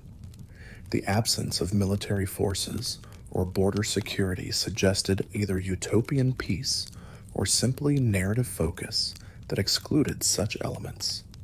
The future of Kanto beyond the game's timelines remained open to speculation, with sequel games showing the region 3 years later but leaving long-term development unclear. Would Kanto continue modernizing, or would preservation movements emerge to protect traditional areas? Would new Pokemon species be discovered within the region, or had centuries of human presence cataloged everything already present? These questions lacked definitive answers, leaving space for imagination. The impact of global warming and climate change on Kanto's ecology never appeared in the games explicitly, despite the real world facing these challenges during the franchise's development. The presence of ice-type Pokémon in specific locations suggested stable climate patterns, while the legendary bird's role in weather regulation might have been interpreted as natural systems maintaining balance against anthropogenic disruption. This environmental stability allowed adventure to proceed without addressing uncomfortable real-world parallels. The technological singularity or post-scarcity scenarios that might emerge from Kanto's advanced technology remained unexplored, with the games maintaining capitalist economics and work requirements despite tech that should have eliminated scarcity. The PC storage system alone, if applied to general logistics rather than just Pokémon, could revolutionize shipping and inventory management. The decision not to examine these implications kept the world relatable rather than transformatively futuristic. The existence of other intelligent non-Pokemon species beyond humans never appeared in Kanto, maintaining a binary between human and Pokemon that simplified moral and social dynamics. The Pokédex entries describing Pokémon as intelligent and capable of human-level reasoning created tensions with their treatment as capturable creatures, but the games never acknowledged sapient beings beyond these two categories. The cosmology implied by legendary Pokémon descriptions suggested a world governed by natural forces given conscious form rather than traditional deities. Mew represented the origin of species, the birds controlled weather, and Mewtwo existed as aberration of natural order.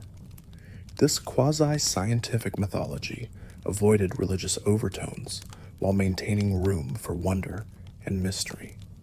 The player's role in Kanto's narrative straddled the line between self-insert protagonist and defined character with specific backstory. The games provided minimal characterization beyond mechanical choices, allowing players to project themselves onto the avatar, while specific details, the rival relationship, Oak's mentorship, the mother in Pallet Town, created narrative structure that limited blank slate interpretation. This balance let players feel personally involved while maintaining enough story structure to create emotional investment. The speedrun categories and challenge runs that emerged around Kanto demonstrated creative engagement beyond intended gameplay. Nuzlocke runs, randomizers, and single Pokemon challenges created new experiences from familiar content, showing how player-imposed restrictions could generate fresh enjoyment from thoroughly explored games. These community-created formats extended Kanto's lifespan beyond what design alone could achieve. As we drift towards the conclusion of this exploration through Kanto's deepest mysteries, the region reveals itself not as a simple game setting, but as a layered construction of deliberate design choices, happy accidents, and emergent meanings created through decades of player engagement. Every mystery examined here opens on to further questions, every answer suggesting new puzzles waiting in shadows. The original developers could never have predicted all the ways players would interpret and expand upon their creation, transforming a Game Boy game into mythology that transcends its medium. The persistence of Kanto's influence through remakes and references, through competitive scenes and creative communities, demonstrates something fundamental about the power of well-designed worlds to capture imagination. The region works on multiple levels simultaneously, offering simple adventure to young players while hiding complexity for those who seek it. This layered accessibility ensures that Kanto remains approachable to newcomers while rewarding long-term fans who dig beneath surfaces. The mysteries themselves often resist definitive resolution, and that resistance serves the narrative rather than undermining it. Ambiguity invites interpretation, speculation, and creative engagement in ways that complete explanation would foreclose. The discussions about Mewtwo's consciousness, Giovanni's motivations, or the nature of Pokemon intelligence gain richness from uncertainty, allowing multiple perspectives to coexist rather than demanding singular truth. The relationship between Kanto as game space and Kanto as narrative setting creates tensions that the games acknowledge but never fully resolve.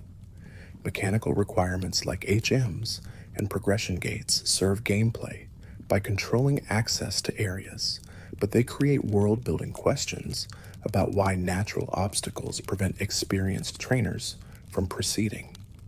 The presence of high-level wild Pokemon in endgame areas contradicts the idea that the player character represents exceptional trainer skill, unless those creatures simply avoid weaker trainers.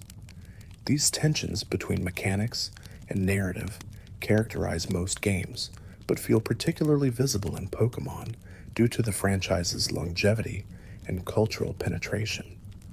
Players have examined Kanto so thoroughly that identifying inconsistencies and oddities becomes part of the engagement process. The game's refusal to address these issues directly shows confidence in players' ability to suspend disbelief and engage with the experience on its own terms. The nostalgia that surrounds Kanto cuts both ways, preserving the region's cultural relevance while potentially distorting memory of actual gameplay experiences. Players returning to the original games after years away often find them simpler, more restrictive, and less polished than memory suggested, the intervening quality of life improvements in later generations having reset expectations. This gap between remembered perfection and actual implementation creates both disappointment and appreciation. Disappointment at dated elements, but appreciation for how much charm persists despite technical limitations. The scholarly analysis that Kanto has received, from game design breakdowns to cultural criticism to economic analysis, demonstrates how seriously the games can be taken when examined as cultural artifacts rather than mere entertainment. The region's design teaches lessons about pacing, player guidance, and world building that remain relevant for game developers decades later. The franchise's business model and multimedia expansion provide case studies in building and sustaining IP across generations. The community preservation efforts surrounding Kanto ensure that the games remain playable and accessible despite original hardware aging into obsolescence. Fan-made projects recreate and enhance the experiences, while official re-releases provide convenient access on modern platforms. This combination of grassroots and corporate preservation reflects how thoroughly Kanto has embedded itself in gaming culture. The final mystery of Kanto may be why it works so effectively, why this particular combination of design elements, thematic choices, and mechanical systems resonated so strongly across demographics and cultures. Part of the answer lies in timing, catching the late 90s moment when portable gaming matured and global connectivity enabled viral spread of popular content. Part lies in execution, the careful balance between accessibility and depth that makes the games easy to start but difficult to master completely. But perhaps the deepest answer involves the universal appeal of exploration and growth, of venturing into unknown territory and emerging transformed through experience. Kanto offered players a world to explore at their own pace, creatures to collect and care for, challenges to overcome through preparation and skill. These fundamental satisfactions transcend specific mechanics or graphics, speaking to desires that persist across generations and cultures. The deeper examination of Kanto's Pokémon reveals patterns in their designs that speak to broader ecological and evolutionary principles within the game world. The concentration of certain types in specific areas suggests environmental adaptation rather than random distribution, with water types clustering near oceans and rivers, while rock types inhabit mountainous regions. This geographic specificity creates a sense of realism within the fantasy setting, making Kanto feel like a functioning ecosystem rather than an arbitrary collection of monsters. The rarity tiers visible in wild encounter rates tell stories about Pokémon populations and survival strategies. Common species like Rattata and Pidgey reproduce quickly and adapt easily to human-modified environments, explaining their ubiquity in both urban and rural areas. Rarer species like Chansey or Pinsir appear infrequently due to either selective breeding cycles, specific habitat requirements, or simply smaller stable populations. The rarest Pokémon exist as singular entities, legendaries, that don't reproduce through conventional means. The evolution chains present in Kanto demonstrate different strategies for developing power and capability. 3-stage lines like Charmander to Charmeleon to Charizard show gradual accumulation of strength through sustained growth. 2-stage lines like Pikachu to Raichu represent more dramatic single transformations. Single-stage Pokémon like Aerodactyl or Tauros arrive at full power without intermediate forms, suggesting either evolutionary perfection or specialized niches that don't benefit from stage development. The type distribution across Kanto's Pokémon reflects balancing considerations that would influence real ecological systems. No single type dominates the regional roster completely, ensuring that players encounter variety throughout their journey. Water types appear frequently due to Kanto's extensive coastline and river systems, while fire types remain relatively rare, possibly due to the dangers uncontrolled flames present in densely populated regions. The Pokédex entries scattered across different game versions sometimes contradict each other, creating inconsistencies that invite interpretation. Arcanine is called legendary in some entries despite not being classified as a legendary Pokémon mechanically. These discrepancies might reflect in-universe disagreements among researchers, errors in documentation, or simply the challenges of cataloging creatures with abilities that defy scientific explanation. The battle mechanics that govern Pokémon combat abstract complex biological and elemental interactions into simplified systems. The type chart creates clear relationships where fire melts ice, water extinguishes fire, and electricity conducts through water. These logical connections help players understand interactions intuitively while maintaining enough complexity to reward strategic thinking. The mechanics don't perfectly simulate realistic physics. They create gameplay systems that feel consistent within their own internal logic. The moves available to different Pokémon reflect both their physical forms and their elemental natures. Aquatic Pokémon learn water attacks naturally, while flying types access aerial techniques. the presence of moves that don't match a Pokemon's type, like Charizard learning Earthquake, suggests training and practice that expands beyond innate capabilities. This combination of natural ability and learned skill creates depth in team building as players balance type coverage against individual Pokemon strengths. The stat distributions that define each Pokemon's capabilities create roles within battle systems that mirror natural variation. Alakazam's extreme special attack but low physical defense makes it a glass cannon, capable of devastating offense but vulnerable to physical assault. Snorlax's massive HP pool and balanced defenses allow it to absorb attacks that would demolish frailer Pokemon. Understanding these stat-based roles becomes essential for building teams that can handle diverse threats. The experience system that governs leveling creates incentives for using multiple Pokemon rather than relying on a single, overpowered creature. Experience gain depends on the level difference between participants, with underleveled Pokemon gaining experience faster than their overleveled teammates. This scaling encourages balanced team development while still allowing players who prefer single Pokemon runs to overlevel their chosen partner. The held items absent from the original games represented one of the most significant mechanical additions in later generations. The ability to equip Pokemon with berries, type-boosting items, or other tools added strategic depth by creating meaningful choices about how to enhance each team member. Kanto's original lack of this system created simpler but more transparent battles where stats and types mattered more than equipment optimization. The breeding mechanics introduced in later generations, but absent from Kanto's original games, transformed how players approached team building.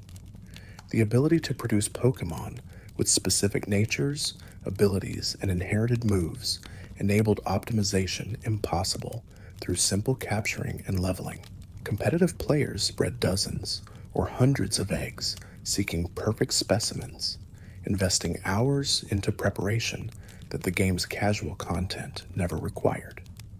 The individual values and effort values hidden beneath the surface of Pokemon stats created layers of depth that casual players might never discover. These invisible numbers determined whether two seemingly identical Pokemon performed differently in battle, creating variants that rewarded the understanding of underlying systems. Competitive players learned to manipulate these values through selective breeding and strategic battling, min-maxing their teams for optimal performance. The move tutors scattered across Kanto in various game versions offered techniques that Pokemon couldn't learn through normal leveling. These special moves required finding specific NPCs and often paying or trading for their services, creating additional progression systems beyond simple experience grinding. The limited availability of certain tutor moves made decisions about which Pokemon to teach them feel weighty and irreversible. The TMs scattered across Kanto as hidden items or rewards provided reusable techniques that players could teach to compatible Pokemon. The single-use nature of TMs in the original games created scarcity that forced careful consideration about which Pokemon deserved which moves. The evolution toward reusable TMs in later generations removed this resource management challenge while making experimentation easier and less stressful. The HMs that serve both battle purposes and field navigation created design tensions that later generations struggled to resolve. Requiring Pokemon to learn specific moves to progress locked team slots behind utility requirements, forcing players to carry creatures they might not otherwise include, or teaching their main team moves they didn't want in battle. Later solutions included separate field move systems, or eliminating navigation obstacles entirely, the caves, and dungeons scattered across Kanto tested navigation skills alongside battling capability. Dark caves like Rock Tunnel required either flash to illuminate or careful blind navigation using walls as guides. Water routes demanded surf to traverse, while strength puzzles involved pushing boulders into specific positions. These environmental challenges added variety to progression while teaching players that success required preparation beyond simply leveling strong Pokémon. The fishing mechanic introduced a minigame element where players used rods of varying quality to catch water-type Pokémon in specific locations. The old rod yielded only Magikarp, the good rod expanded options slightly, and the super rod accessed the full range of catchable fish. This progression created incentives to upgrade equipment while maintaining simple mechanics that didn't overcomplicate an already complex game. The Game Corner in Celadon City introduced gambling elements that allowed players to win prizes including rare Pokémon. The ability to purchase coins enabled players with sufficient money to bypass the slot machines entirely, effectively buying Pokémon they couldn't catch elsewhere. This paid shortcut created ethical questions about whether purchasing Pokémon differed meaningfully from capturing them through traditional battles. The VS Seeker and similar mechanics added in remakes allowed players to rebattle trainers for additional experience and money. The original games limited each trainer to a single battle, creating finite resources that could lead to dead ends if players spent all their money on items, then lost battles and needed healing. The renewable battling options in remakes removed this possibility while creating unlimited grinding opportunities. The Battle Tower and similar facilities introduced in later versions offered ongoing challenges beyond the main story. These locations presented optimized computer-controlled teams that tested player skill and team composition more rigorously than story battles typically managed. Success required understanding advanced mechanics and building specifically designed teams rather than relying on the balanced all-purpose teams that carried players through gyms and the Elite Four. The connectivity between Kanto games and later generations enabled transfer of Pokémon forward through time, creating lineages that spanned multiple hardware generations. A player could theoretically catch a Pokémon in the original Red and Blue, transfer it through multiple console generations, and battle with it in current games decades later.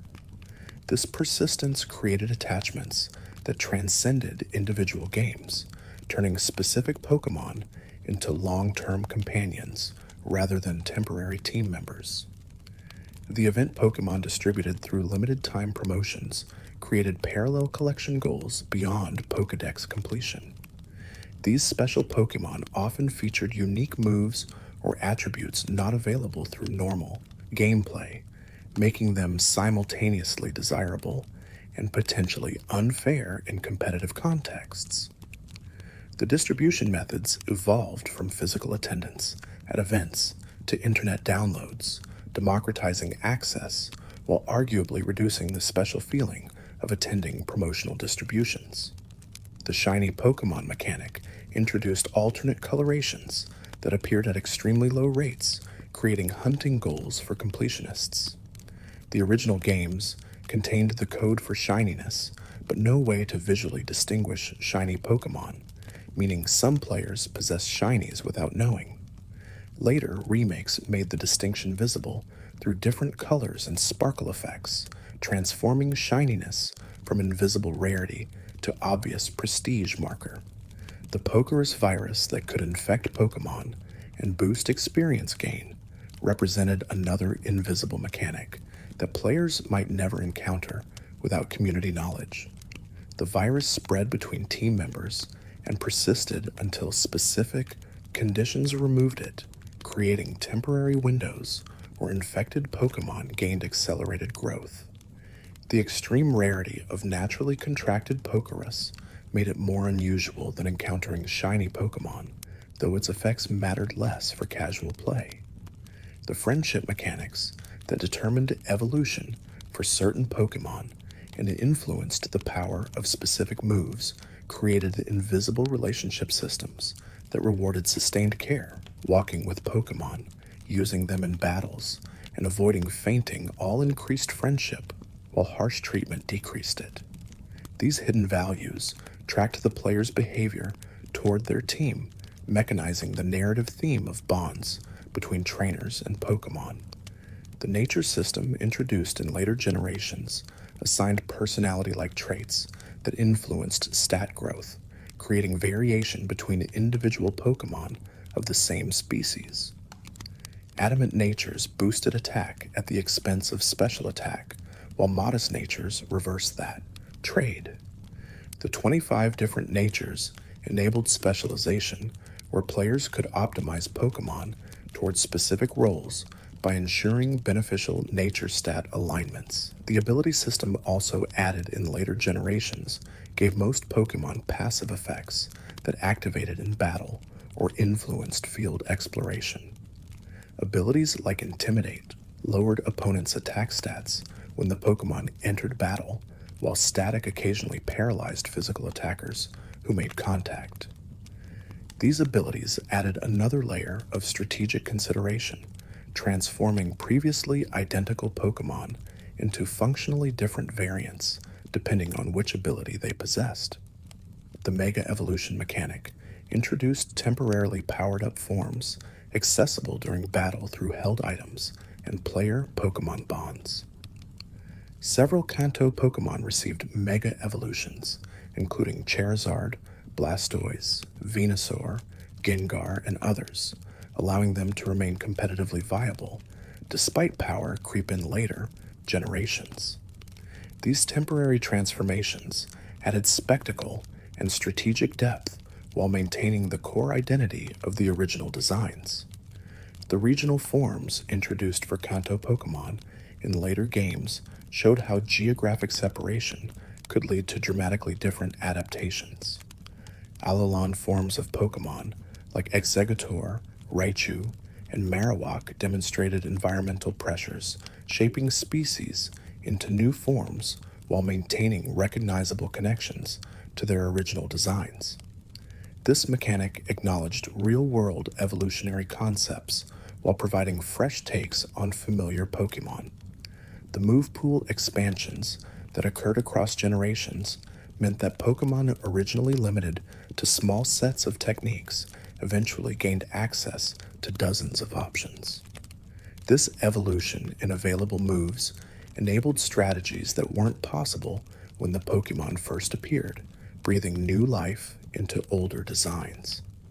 The balance implications required constant monitoring, as unexpected combinations sometimes created overpowered strategies that demanded banning or restricting in competitive formats.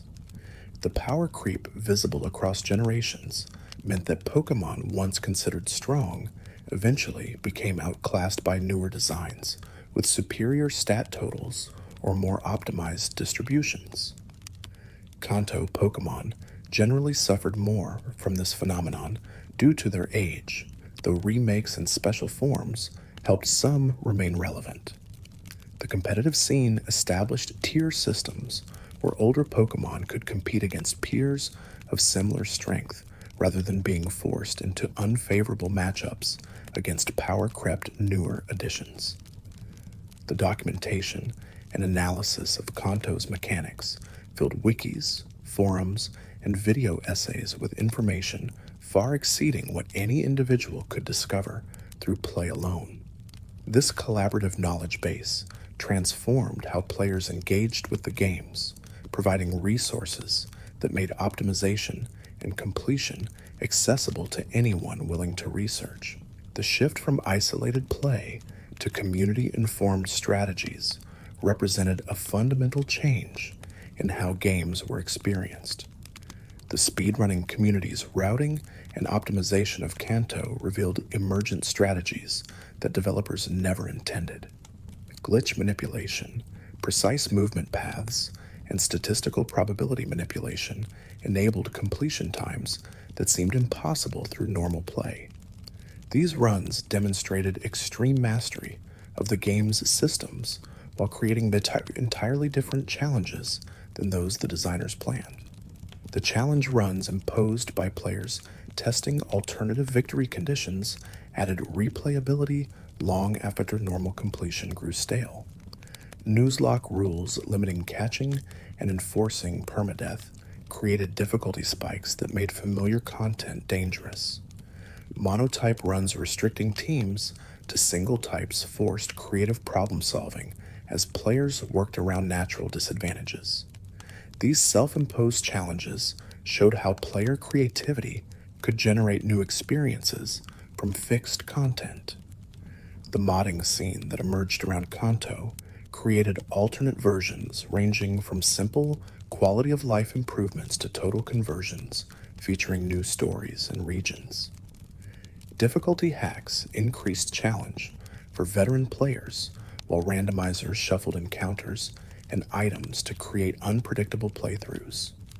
The most ambitious projects rebuilt Kanto in new engines or combined it with other regions into massive combined worlds. The music remixes and covers of Kanto's soundtrack demonstrated the composition's enduring appeal across instrumentation and styles. Orchestral arrangements brought cinematic weight to chiptune originals, while rock and metal covers added intensity to familiar melodies. The variety of interpretations showed how strong musical themes could transcend their original medium and limitations. The crossover appearances of Kanto Pokémon in non-Pokémon games demonstrated the franchise's cultural penetration. Pokémon appeared in Super Smash Bros., provided promotional partnerships with other franchises, and inspired game design in countless titles. This influence flowed both directions, as Pokémon incorporated ideas from other successful games while maintaining its distinctive identity. The philosophical debates surrounding Pokémon ethics persisted across the franchise's existence, with each new generation providing fresh material for discussion. The treatment of intelligent creatures has captured combatants, raised questions that the games acknowledged through occasional NPC dialogue but never fully confronted. These unresolved tensions allowed players to engage as deeply or shallowly with ethical dimensions as they preferred. The environmental messages in Kanto's design spoke to broader concerns about industrialization and habitat preservation without becoming heavy-handed or preachy. The presence of pollution, abandoned facilities, and human impact on natural areas acknowledged consequences of development while maintaining optimistic tones about coexistence. This balance avoided alienating players who wanted adventure over messaging while providing substance for those seeking thematic depth. The representation issues visible in Kanto's original design improved somewhat through remakes, but never fully resolved. The predominance of male characters in positions of power limited female player options, and certain culturally insensitive designs reflected both their creation era and ongoing challenges in achieving inclusive representation. Later generations made progress, while Kanto's remakes partially updated some elements while maintaining others for historical consistency. The accessibility considerations, largely absent from Kanto's original design, became priorities in later remakes and new games. Difficulty options, customization features, and alternative control schemes made Pokémon more playable for people with different needs and preferences. The evolution toward greater accessibility reflected both social progress and recognition that expanding potential audiences benefited everyone. The preservation challenges surrounding Kanto's original release as cartridge-based games on aging hardware motivated both official and community responses. Virtual console releases provided legitimate access through modern platforms, while ROM preservation ensured that the games would survive hardware failure and format obsolescence. This dual approach balanced respect for intellectual property against recognition that preservation sometimes required unofficial methods. The legal battles over Pokemon intellectual property, particularly regarding fan games and ROM distribution, created tensions between corporate protection of assets and community desires for access and creative expression. Takedowns of fan projects generated controversies about where legitimate protection ended and overreach began. These conflicts highlighted ongoing questions about how intellectual property law should adapt to digital distribution and fan creativity. The commercial success of Kanto established Pokemon as a franchise worth billions, creating financial incentives that shape development priorities across subsequent generations. The pressure to replicate that success while innovating sufficiently to justify new purchases created design challenges that the franchise navigated with varying degrees of success. The balance between familiarity and novelty remained an ongoing negotiation.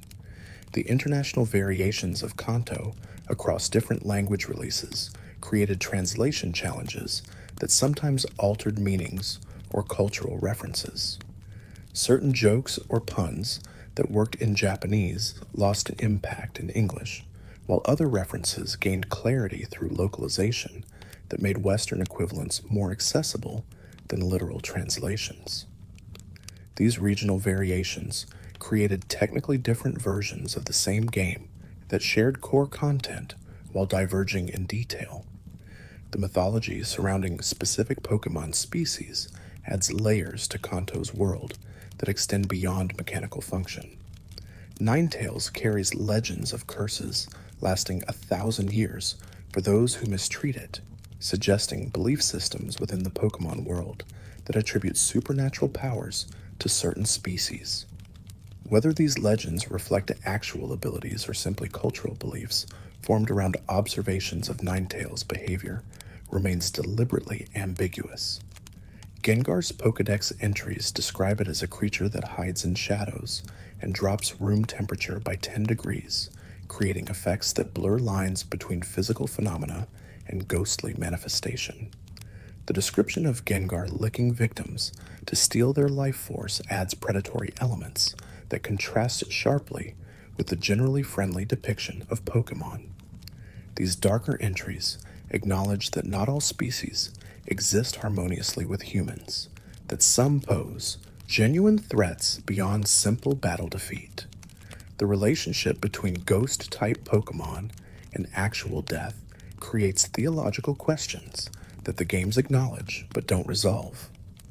Are ghost Pokémon spirits of deceased creatures, or are they living beings with properties that happen to resemble supernatural phenomena? The existence of ghost eggs that hatch into Ghastly suggests biological reproduction rather than spectral manifestation, but Pokédex entries describing ghosts as actual spirits contradict this material explanation. Ditto's unique ability to transform into perfect copies of other Pokémon has inspired speculation about its origins and relationship to Mew. The two share identical coloration in both normal and shiny forms, and both learn transform naturally. Some theories propose that Ditto represents failed Mewtwo clones, experimental attempts that couldn't maintain stable forms. The games never confirm this connection, but the circumstantial evidence and Ditto's presence near Cinnabar Mansion creates suggestive proximity. The fossil resurrection process employed at Cinnabar Island raises questions about scientific ethics that parallel those surrounding Mewtwo's creation. Bringing extinct species back to life without consideration for whether modern ecosystems can support them demonstrates similar hubris to creating artificial life forms. The resurrected fossil Pokemon apparently adapt to current conditions without difficulty, avoiding consequences that real-world de-extinction attempts would likely face. The Pokemon storage system developed by Bill represents one of Kanto's most significant technological achievements, enabling trainers to maintain collections far exceeding the 6 they can carry. The mechanism by which living creatures convert to data and back without harm or degradation seems miraculous, suggesting computing capabilities far beyond contemporary real-world technology. The philosophical implications of converting consciousness to information and back receive no attention in games focused on functionality over theory. The absence of permanent death in Pokemon battles creates a sanitized version of combat where consequences remain temporary and reversible.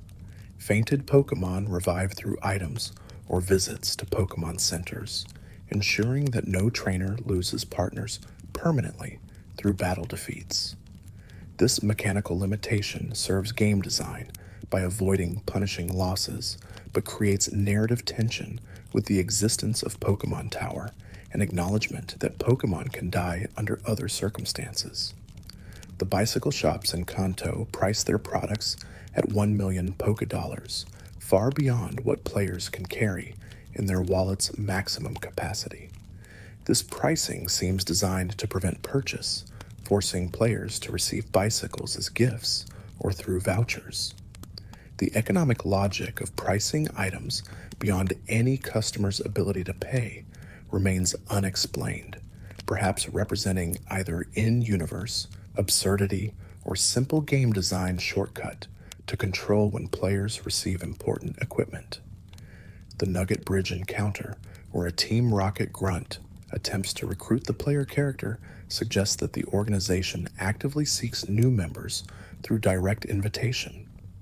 The grunt's offer to join Rocket, despite just being defeated by the player, shows either desperation for recruits or recognition that battling skill matters more than ideological alignment.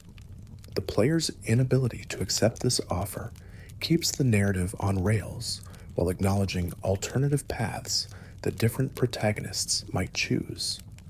The Pokemon Fan Club's chairman rambles about his Rapidash in dialogue that established a template for NPC conversations that wastes time with irrelevant detail.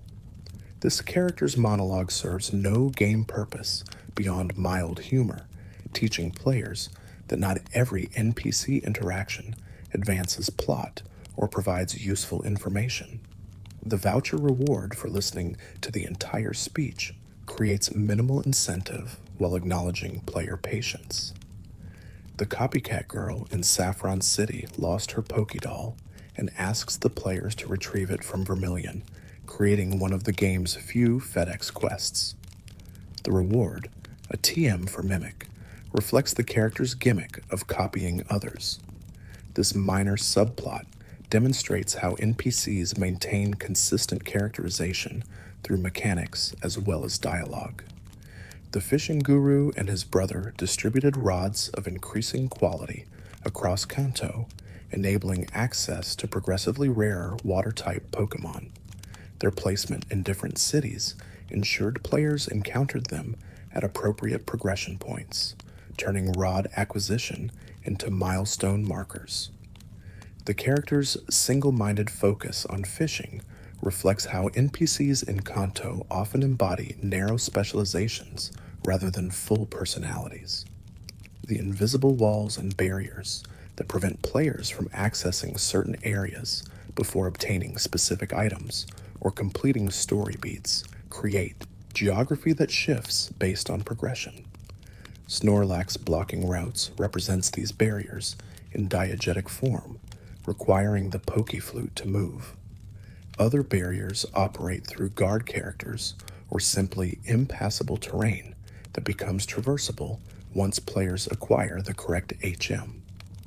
The daycare couple, south of Cerulean City, introduces breeding mechanics in later games, but only provides level grinding services in the original Kanto titles. This change in function across versions demonstrates how locations can maintain physical consistency while serving different mechanical purposes. The couple's presence in an isolated route suggests they prefer quiet rural life away from urban centers.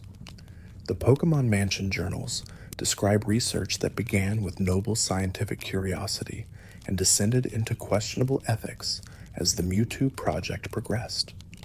The timeline suggested by journal dates indicates years of work, with early entries describing cellular cultures and later ones documenting the creature's accelerated growth. The final entries convey growing concern about controlling their creation, foreshadowing the violence that would eventually destroy the facility. The mansion's current ruined state, filled with wild Pokémon and dangerous trainers, suggests decades passed between the facility's destruction and the player's exploration. The abundance of poison-type Pokémon, like Grimer and Muck, implies environmental contamination from whatever processes the laboratory employed. The presence of the secret key needed to access Cinnabar Gym confirms that the mansion maintained importance beyond its scientific functions. The Seafoam Islands present the most complex environmental puzzle in Kanto, requiring players to push boulders into holes to stop water currents and access lower levels. The presence of Articuno at the island's depths suggests that the legendary bird either created or was attracted to the frozen conditions. The wild Pokémon encountered here, primarily water and ice types, reflect the harsh climate that makes the location feel inhospitable and remote. The power plant's abandoned state raises questions about what disaster necessitated its closure. The presence of Electrode and Voltorb, Pokémon that resemble Pokéballs and can explode violently, suggests an industrial accident involving these creatures might have caused catastrophic damage. Zapdos's residence in the facility afterward implies the legendary bird either caused or was drawn to the aftermath of electrical catastrophe. The Rocket Game Corner in Celadon hides the organization's hideout beneath a legitimate business, using gambling proceeds to fund criminal operations. The NPCs who guard the poster covering the secret entrance maintain cover as regular customers until the player exposes the operation. This integration of criminal infrastructure into civilian spaces suggests Team Rocket operated with significant autonomy and sophistication beyond simple thuggery. The Sylph Company employees, held hostage during Team Rocket's takeover, express terror and gratitude as the player liberates floors of the building. Their dialogue suggests Rocket held the building for hours or days, with employees uncertain whether rescue would arrive. The trauma of this experience receives no follow-up after the crisis ends, leaving implications about lasting psychological effects unexplored. The teleporter maze inside Sylph Copen creates one of the game's most frustrating navigation puzzles, requiring trial and error or external knowledge to navigate efficiently. The presence of these teleporters in a civilian office building suggests Sylph employed advanced technology for internal transportation, raising questions about why similar systems don't appear elsewhere in Kanto. The warping mechanics strain plausibility even within Pokémon's flexible physics. The rival character's team composition changes based on player choices, ensuring his team always maintains type advantage with his starter against the player's choice. This reactive design ensures the rival remains challenging across different playthroughs while creating the sense of a responsive character who adapts to the player's strategies. The rival's character development, from arrogant competitor to respectful friend, mirrors traditional coming-of-age narratives. Professor Oak's apparent wealth and resources enable him to give rare Pokémon to beginning trainers and distribute advanced technology like Pokédexes freely. The source of Oak's funding remains unexplained, though his status as a respected researcher suggests either government grants, corporate sponsorship, or personal wealth accumulated through previous work. His laboratory in Small Pallet Town, rather than a major research university, suggests he values peaceful surroundings over institutional prestige. The Elite Four's specialization in specific types creates a final exam testing whether players built balanced teams or focused too heavily on specific Pokemon. Lorelei's ice types punish grass, ground, flying, and dragon specialists while struggling against fire, fighting, rock, and steel. This pattern continues through Bruno, Agatha, and Lance, ensuring that players who overspecialized face difficult battles, while those maintaining variety find more manageable challenges. The champion battle's emotional weight derives from facing someone who started at the same point as the player but arrived at the goal moments earlier. The rival's team represents the culmination of his journey, mirroring the player's growth while taking a slightly different path. Defeating him proves superiority not just in battling, but in the overall approach to training and partnership with Pokemon. The post-game content in various Kanto versions transforms the world from linear progression path into open exploration space. Without gym badges to earn or story beats to complete, players can focus on Pokédex completion, legendary hunting, or competitive team building. This shift from directed gameplay to self-motivated goals suits different player types while extending the game's lifespan beyond the champion victory. Cerulean Cave's restriction until after becoming champion ensures that players face its challenges with experienced teams rather than stumbling in underprepared. The cave's labyrinthine layout and high-level wild Pokemon create genuine danger even for veteran trainers. Mewtwo's placement at the deepest point rewards thorough exploration while providing the ultimate single battle challenge in the game. The unknown dungeon name, used in some versions, emphasizes the cave's mysterious nature and dangerous reputation. Local dialogue warns about the cave's hazards and hints at powerful Pokemon within, building anticipation for players approaching completion. The contrast between these ominous warnings and the cave's actual layout creates interesting tension between narrated danger and experienced challenge. The various Pokemon mansions scattered across different regions in later games echo Cinnabar's burned facility, suggesting that certain architectural styles or functions create similar naming conventions across locations. The persistence of this location type across regions implies that large isolated estates serve common purposes in the Pokemon world, whether legitimate research or nefarious experimentation.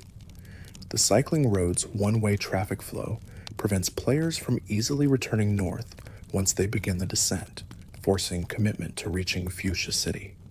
This design choice creates pacing by ensuring players can't second-guess or backtrack without significant detour.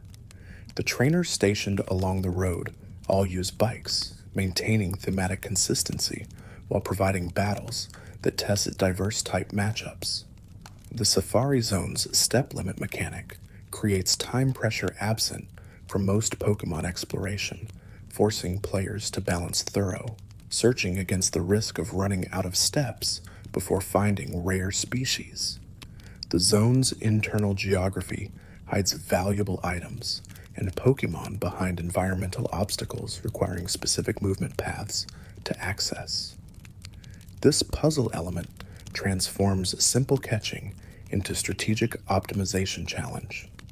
The zone's exclusive Pokemon, including Kangaskhan, Scyther, and Pinsir, become must-catch targets for players seeking complete Pokedexes. The different catch mechanics using bait and rocks instead of battling creates fresh challenge requiring different strategies than the standard weakening and throwing approach. The frustration of finding rare Pokemon only to watch them flee after rock throws or escape, despite multiple bait applications, creates memorable moments of triumph and disappointment. The presence of Tauros in the Safari Zone establishes it as a wild species, despite the Pokédex describing it as competitive battler popular in organized matches. This suggests either domestication of wild Tauros for sport or captive breeding populations maintained for competitive purposes. The species' reputation as difficult to catch due to low catch rates frustrates many players seeking to obtain it. The warden of the Safari Zone lost his gold teeth somewhere in the zone, creating a fetch quest that rewards players with HM strength. The item's specific function, replacing a body part necessary for speech, seems absurd, yet fits the game's generally lighthearted tone. The warden's inability to communicate clearly without his teeth creates comic relief while gating progress behind completion of the Safari Zone exploration. The fighting dojo in Saffron City lost its status as official gym to Sabrina's psychic facility, relegating it to optional challenge. The Karate Master's offer of Hitmonlee, or Hitmonchan, after defeat provides the only opportunity to obtain these Pokemon without trading. This choice between two variations forces players to commit without Bisopet, experiencing both options firsthand, creating weight through irreversibility. The dojo's inferior status to the official gym nearby suggests competitive dynamics between Pokemon training philosophies or institutions. The fighting type's weakness to psychic moves creates mechanical justification for Sabrina's dominance, but the lore implications suggest broader tensions between different training approaches. The dojo's persistence despite losing official recognition demonstrates dedication to their art, regardless of institutional validation. Sabrina's backstory, suggested in various media, portrays her as prodigy, whose psychic powers manifested young and grew to frightening levels. The game version presents her simply as powerful gym leader, but anime and manga versions explore her isolation and struggle to connect with others due to overwhelming abilities. These alternate interpretations demonstrate how different media flesh out characters that games sketch in minimal detail. The rocket hideout beneath the game corner creates multi-floor dungeon requiring navigation through locked doors and warp panels. The abundance of rocket grunts provides numerous battles and dialogue that flesh out the organization's rank and file membership. The grunts' varying attitudes from true believers to opportunistic criminals to reluctant participants suggest diverse motivations for joining Team Rocket. The lift key required to access certain hideout floors forces players to thoroughly explore the base rather than rushing directly to Giovanni. This gating ensures players experience the full dungeon and battle the appropriate number of trainers before confronting the boss. The key's placement requires observant searching, rewarding attention to environmental details. Giovanni's presence in the hideout marks the first time players face the organization's leader, though his identity as Viridian Gym Leader remains concealed. His team's composition, featuring ground types, foreshadows his gym team while demonstrating his strength exceeded that of regular grunts. His dialogue after defeat hints at larger ambitions and philosophies beyond simple crime. The Pokemon Tower's 7 floors create the longest uninterrupted dungeon sequence in Kanto, with no Pokemon Center access between the entrance and summit. This length tests resource management, as healing items depleted through battles with channelers and possessed victims must sustain teams for the entire climb. The absence of save points within creates tension, as progress lost to defeat means restarting from the bottom. The channelers inhabiting the tower presumably work as spiritual mediums, helping deceased Pokemon pass on or assisting mourners. Their possession by malevolent spirits during the player's visit suggests that Team Rocket's presence disturbed the tower's spiritual balance. The channelers' battles using ghost and psychic types align with their supernatural vocation while creating type-based challenges. The Marowak ghost's inability to be caught or permanently defeated establishes rules about ghost Pokemon that later games sometimes contradict. The spirit specifically seeks to protect its orphaned Cubone, suggesting conscious motivation rather than simple haunting. The Sylph Scope's ability to reveal the ghost's true form implies technology can interact with spiritual phenomena in ways that normal perception cannot. Mr. Fuji's role as the elderly man caring for Pokemon at the top of the tower positions him as moral counter to Team Rocket's exploitation. His rescue by the player establishes him as important community figure and unlocks the Pokeflute needed to wake Snorlax. The brevity of his dialogue leaves his full backstory unclear, inviting speculation about his past and how he came to dedicate himself to Pokemon welfare. The Pokeflute's ability to wake sleeping Pokemon, both in battle and in the overworld, creates dual utility that rewards players for completing the Pokemon Tower sequence. The placement of Snorlax blocking key routes ensures players must obtain the flute before accessing later game areas. This progression gating uses in-world logic rather than arbitrary barriers, making the obstacles feel integrated into the setting. The two Snorlax encounters provide rare Pokemon unavailable through random encounters, incentivizing players to catch rather than simply battle them. Snorlax's massive HP and catch rate makes successful capture challenging but worthwhile given its competitive viability. The symmetry of two identical encounters allows players to catch one for their team and potentially catch the other for trading. The Item Finder device rewards thorough exploration by revealing hidden items invisible to normal observation.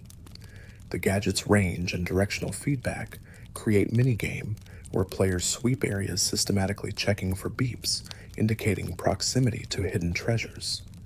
Many valuable items, including rare evolution stones, hide in locations that only the item finder reveals.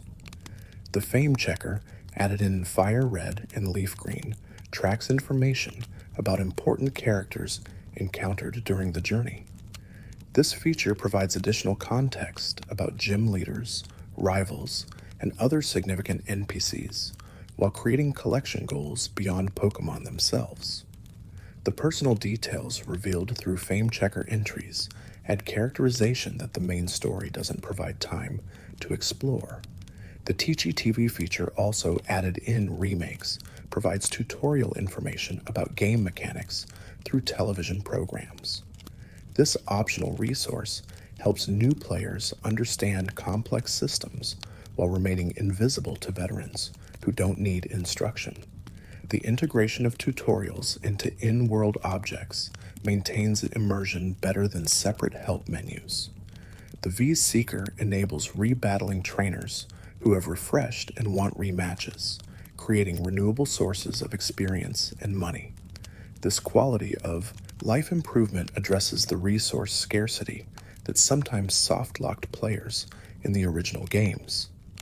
The device's charging mechanic requires taking steps between uses, preventing unlimited grinding in single locations while maintaining reasonable availability. The Teachy TV's programs cover topics from catching Pokemon to understanding types to using items effectively. The television format allows tutorials to exist diegetically rather than breaking the fourth wall with explicit instruction. Players can skip these programs entirely if they prefer learning through experimentation and experience. The dotted hole on Six Island contains ancient puzzles requiring specific actions to unlock deeper chambers.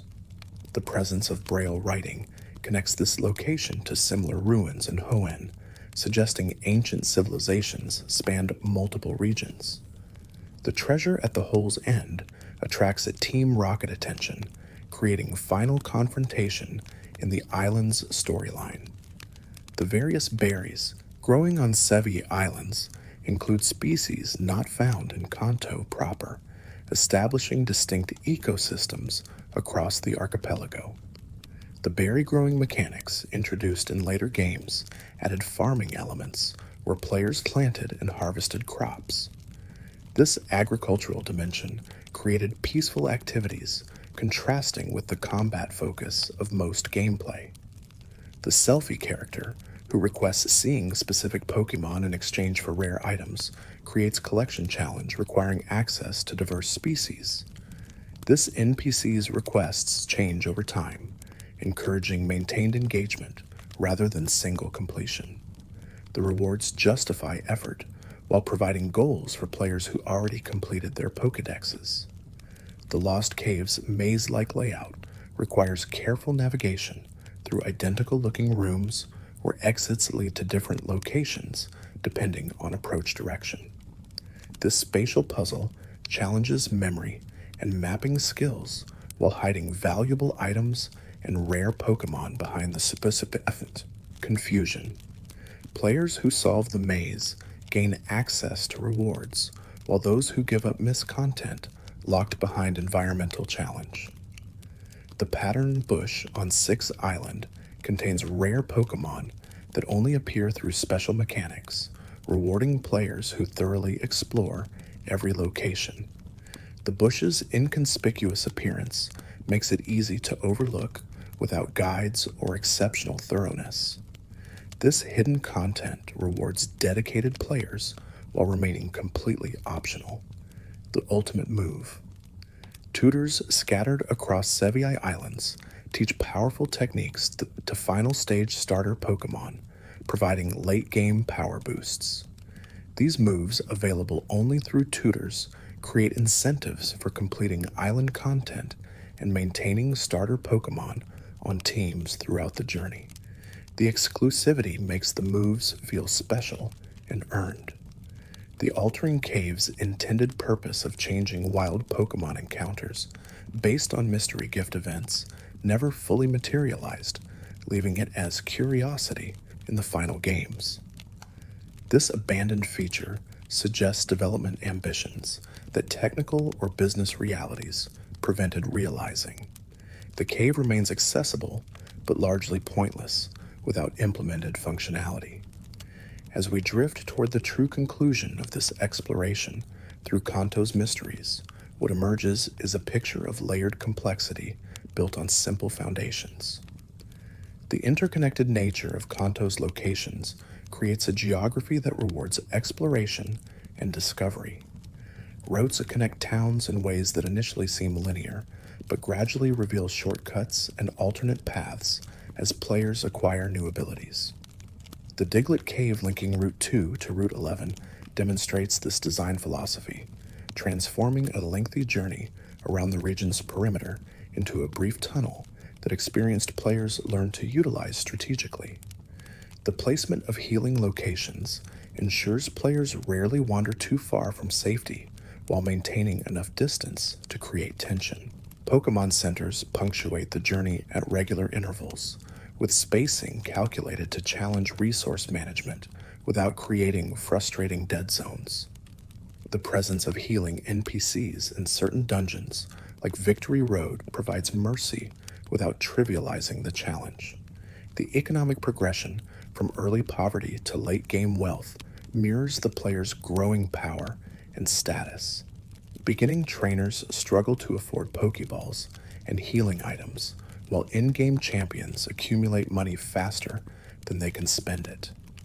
This economic arc reflects the narrative journey from nobody to champion, making wealth accumulation feel earned rather than simply granted. The shop's inventories, expanding across the region, create incentives to revisit an earlier towns or discover which cities sell which items.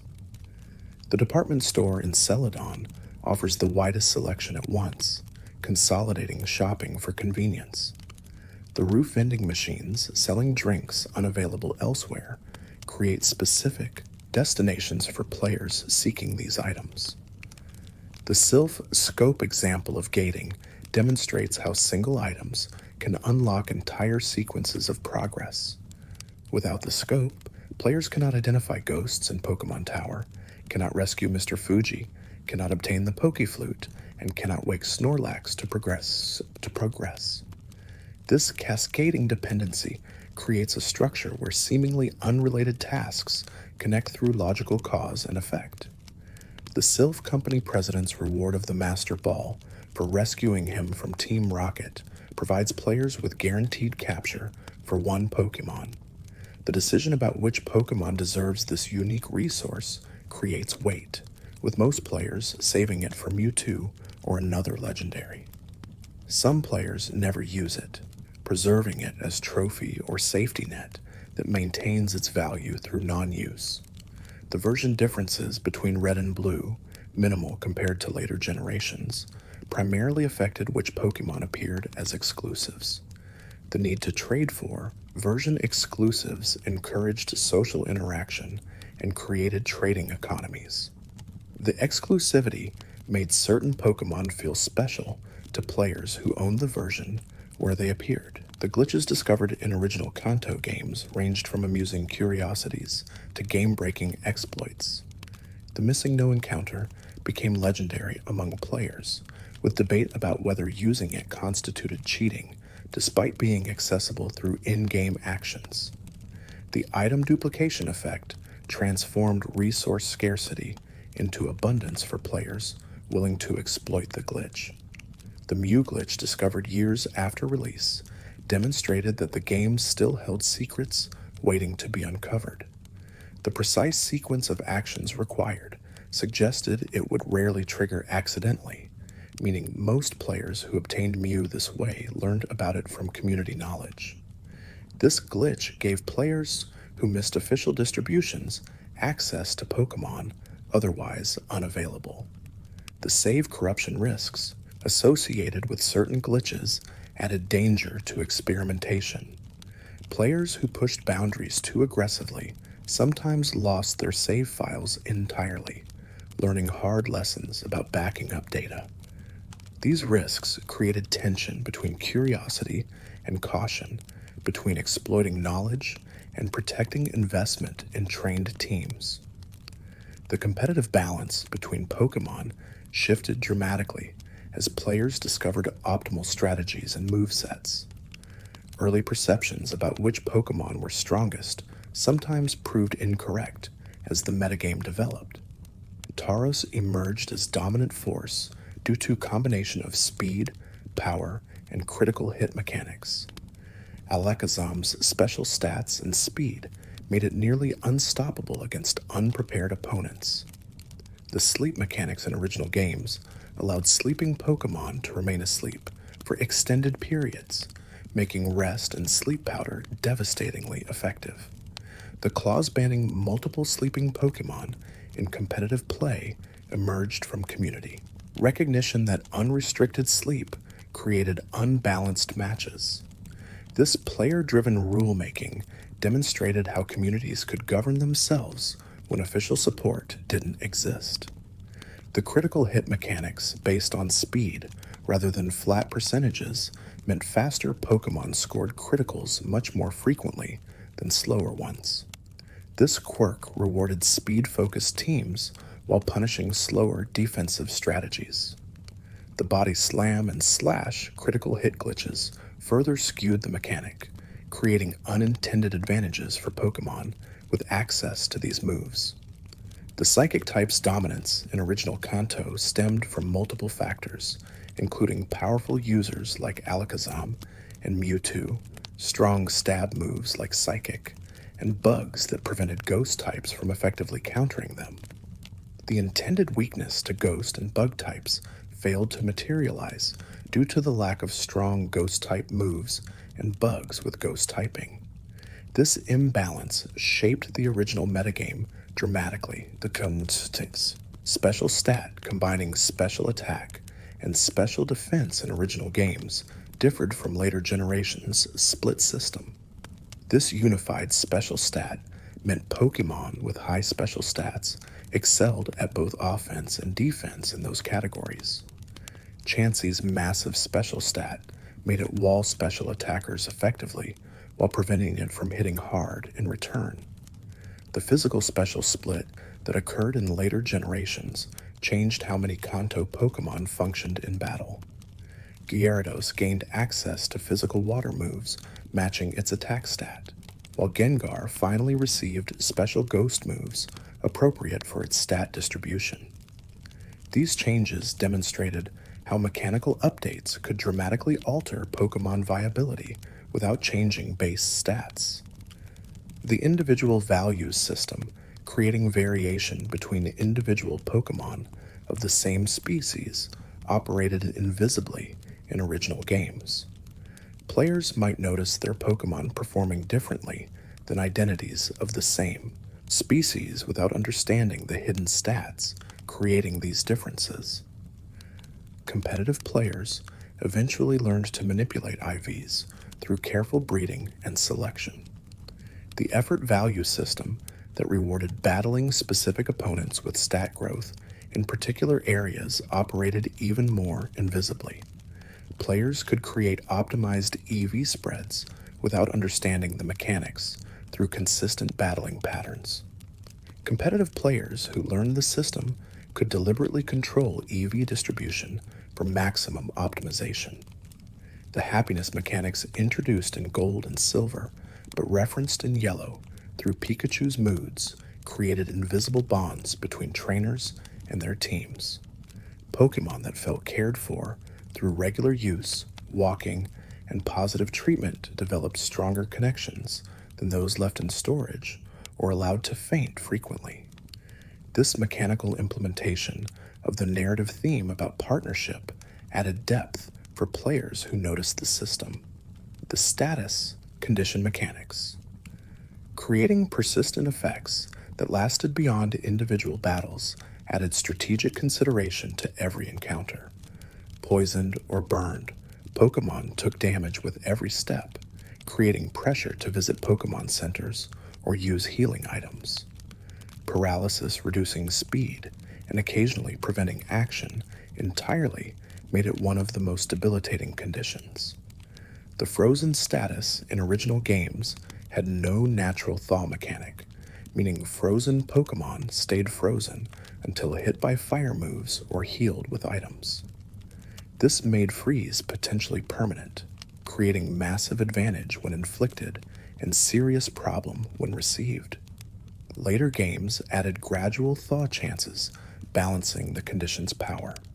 The confusion status, creating chance for self-damage every turn, transformed otherwise overwhelming Pokemon into liabilities.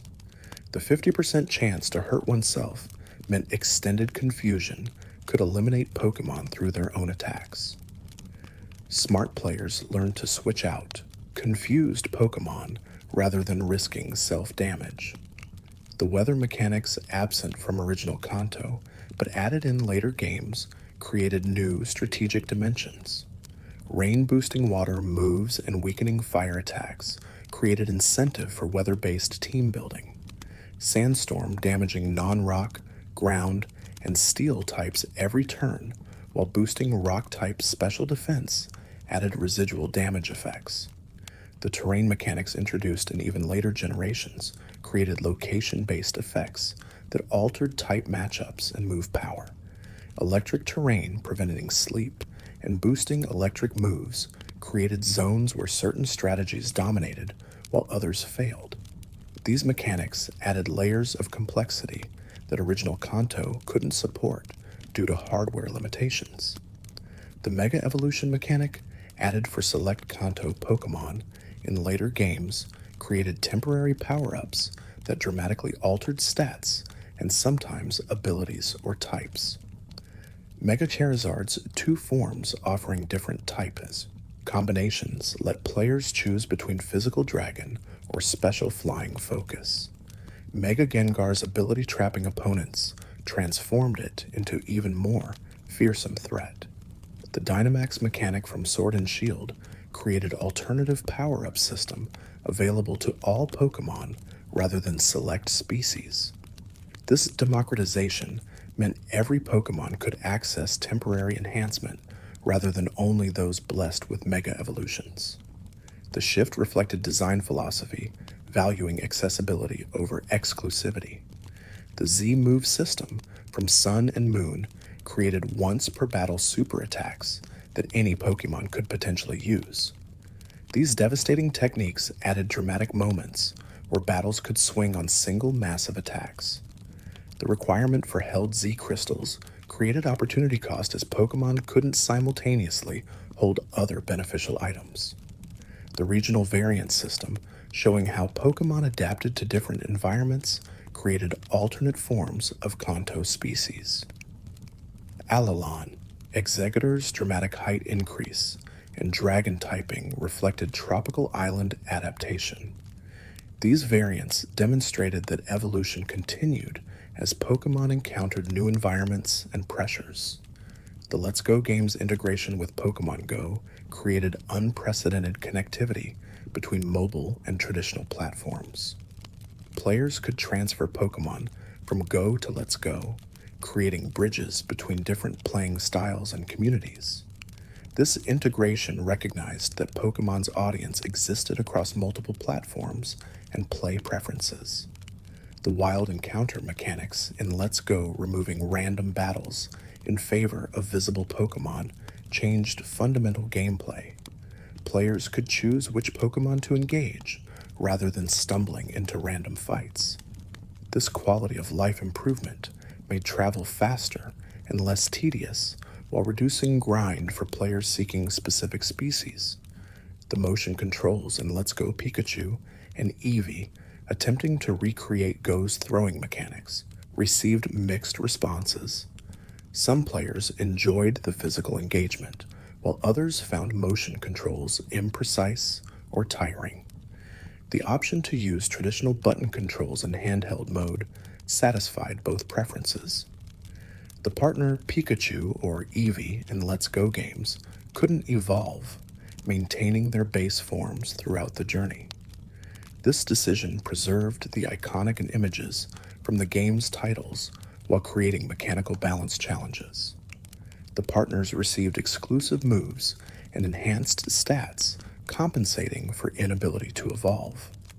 The clothing customization options in Let's Go games allowed players to dress their trainers and partner Pokemon in various outfits.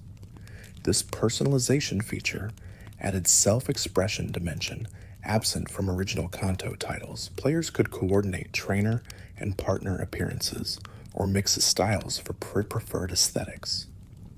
The following Pokemon feature, allowing creatures to walk behind trainers in the overworld, created visible companionship. Different Pokemon moved at different speeds and displayed unique behaviors while following. This feature added life to the world by showing Pokemon as active participants rather than stored data. The nature system affecting stat growth created another layer of optimization for competitive players while remaining invisible to casual audiences. Adamant natures boosting attack at cost of special attack suited physical sweepers, while modest natures reversed the trade for special attackers. The random nature assignment meant breeding or catching multiple specimens to find desired natures. The ability system giving Pokemon passive effects created another dimension of variation. Intimidate, lowering opposing attack stats on entry, created advantage for switch-heavy strategies. Synchronize spreading status effects to opponents' punished status-inducing moves. These abilities added depth without overwhelming mechanical complexity. The hidden ability system, creating rare alternate abilities. For most Pokemon, added collection goals beyond simply catching one of each species. These hidden abilities sometimes dramatically changed how Pokemon functioned in battle. Drizzle automatically summoning rain enabled powerful rain team strategies, while Drought summoned Sun for fire-type focused teams. The held item system, creating opportunity costs between different beneficial effects, forced strategic decisions. Choice items locked Pokemon into single moves in exchange for massive stat boosts. Life Orb increased all move damage at cost of gradual HP drain. These trade-offs created diverse item builds rather than universal best options. The Stealth Rock Hazard, punishing switching by damaging incoming Pokemon, changed competitive dynamics dramatically. The entry hazard's damage scaling with rock-type effectiveness made fire, flying, and bug types particularly vulnerable. The prevalence of stealth rock-shaped team building, as players needed either hazard removal or Pokemon that could tank the damage. The priority move system, allowing slower Pokemon to sometimes move, first created counterplay to speed-based strategies. Quick attack, extreme speed, and other priority techniques let bulky Pokemon finish weakened fast opponents before taking hits. This mechanic ensured speed advantage wasn't completely determinative. The weather teams that emerged in competitive play built entire strategies around rain, sun, sand, or hail.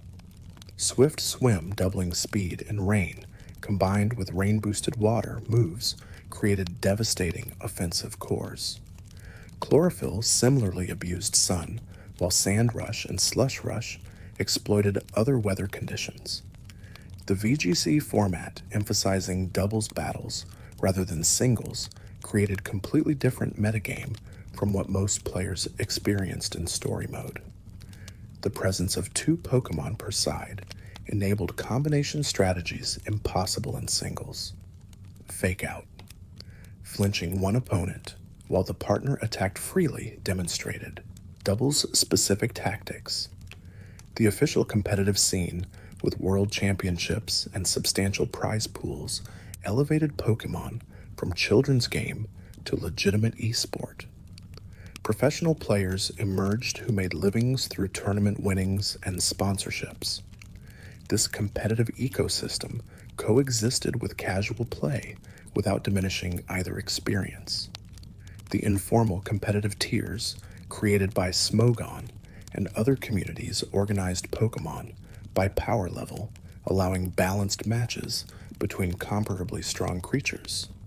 OU tier containing overused Pokemon faced OU level threats, while UU underused tier created space for Pokemon that couldn't compete at highest levels.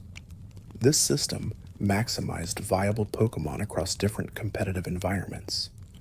The ban list removing particularly overwhelming Pokemon or strategies from competitive formats maintained game health. Mewtwo's removal from standard play acknowledged its overwhelming stats, made balanced matches impossible. Later, controversial bans like Mega Rayquaza generated community discussion about power levels and balance philosophy. The Sleep Clause banning multiple sleeping opponents, OHKO Clause preventing one-hit knockout move spam, and Evasion Clause eliminating evasion-boosting strategies all emerged from community recognition of uncompetitive mechanics. These player-created rules governed unofficial competition before some were adopted into official formats. The role consolidation then into categories like sweeper, wall, tank, support, and pivot helped players understand team-building fundamentals. Balanced teams included members fulfilling different roles rather than 6 identically offensive Pokemon. This role diversity created functional teams capable of handling varied threats.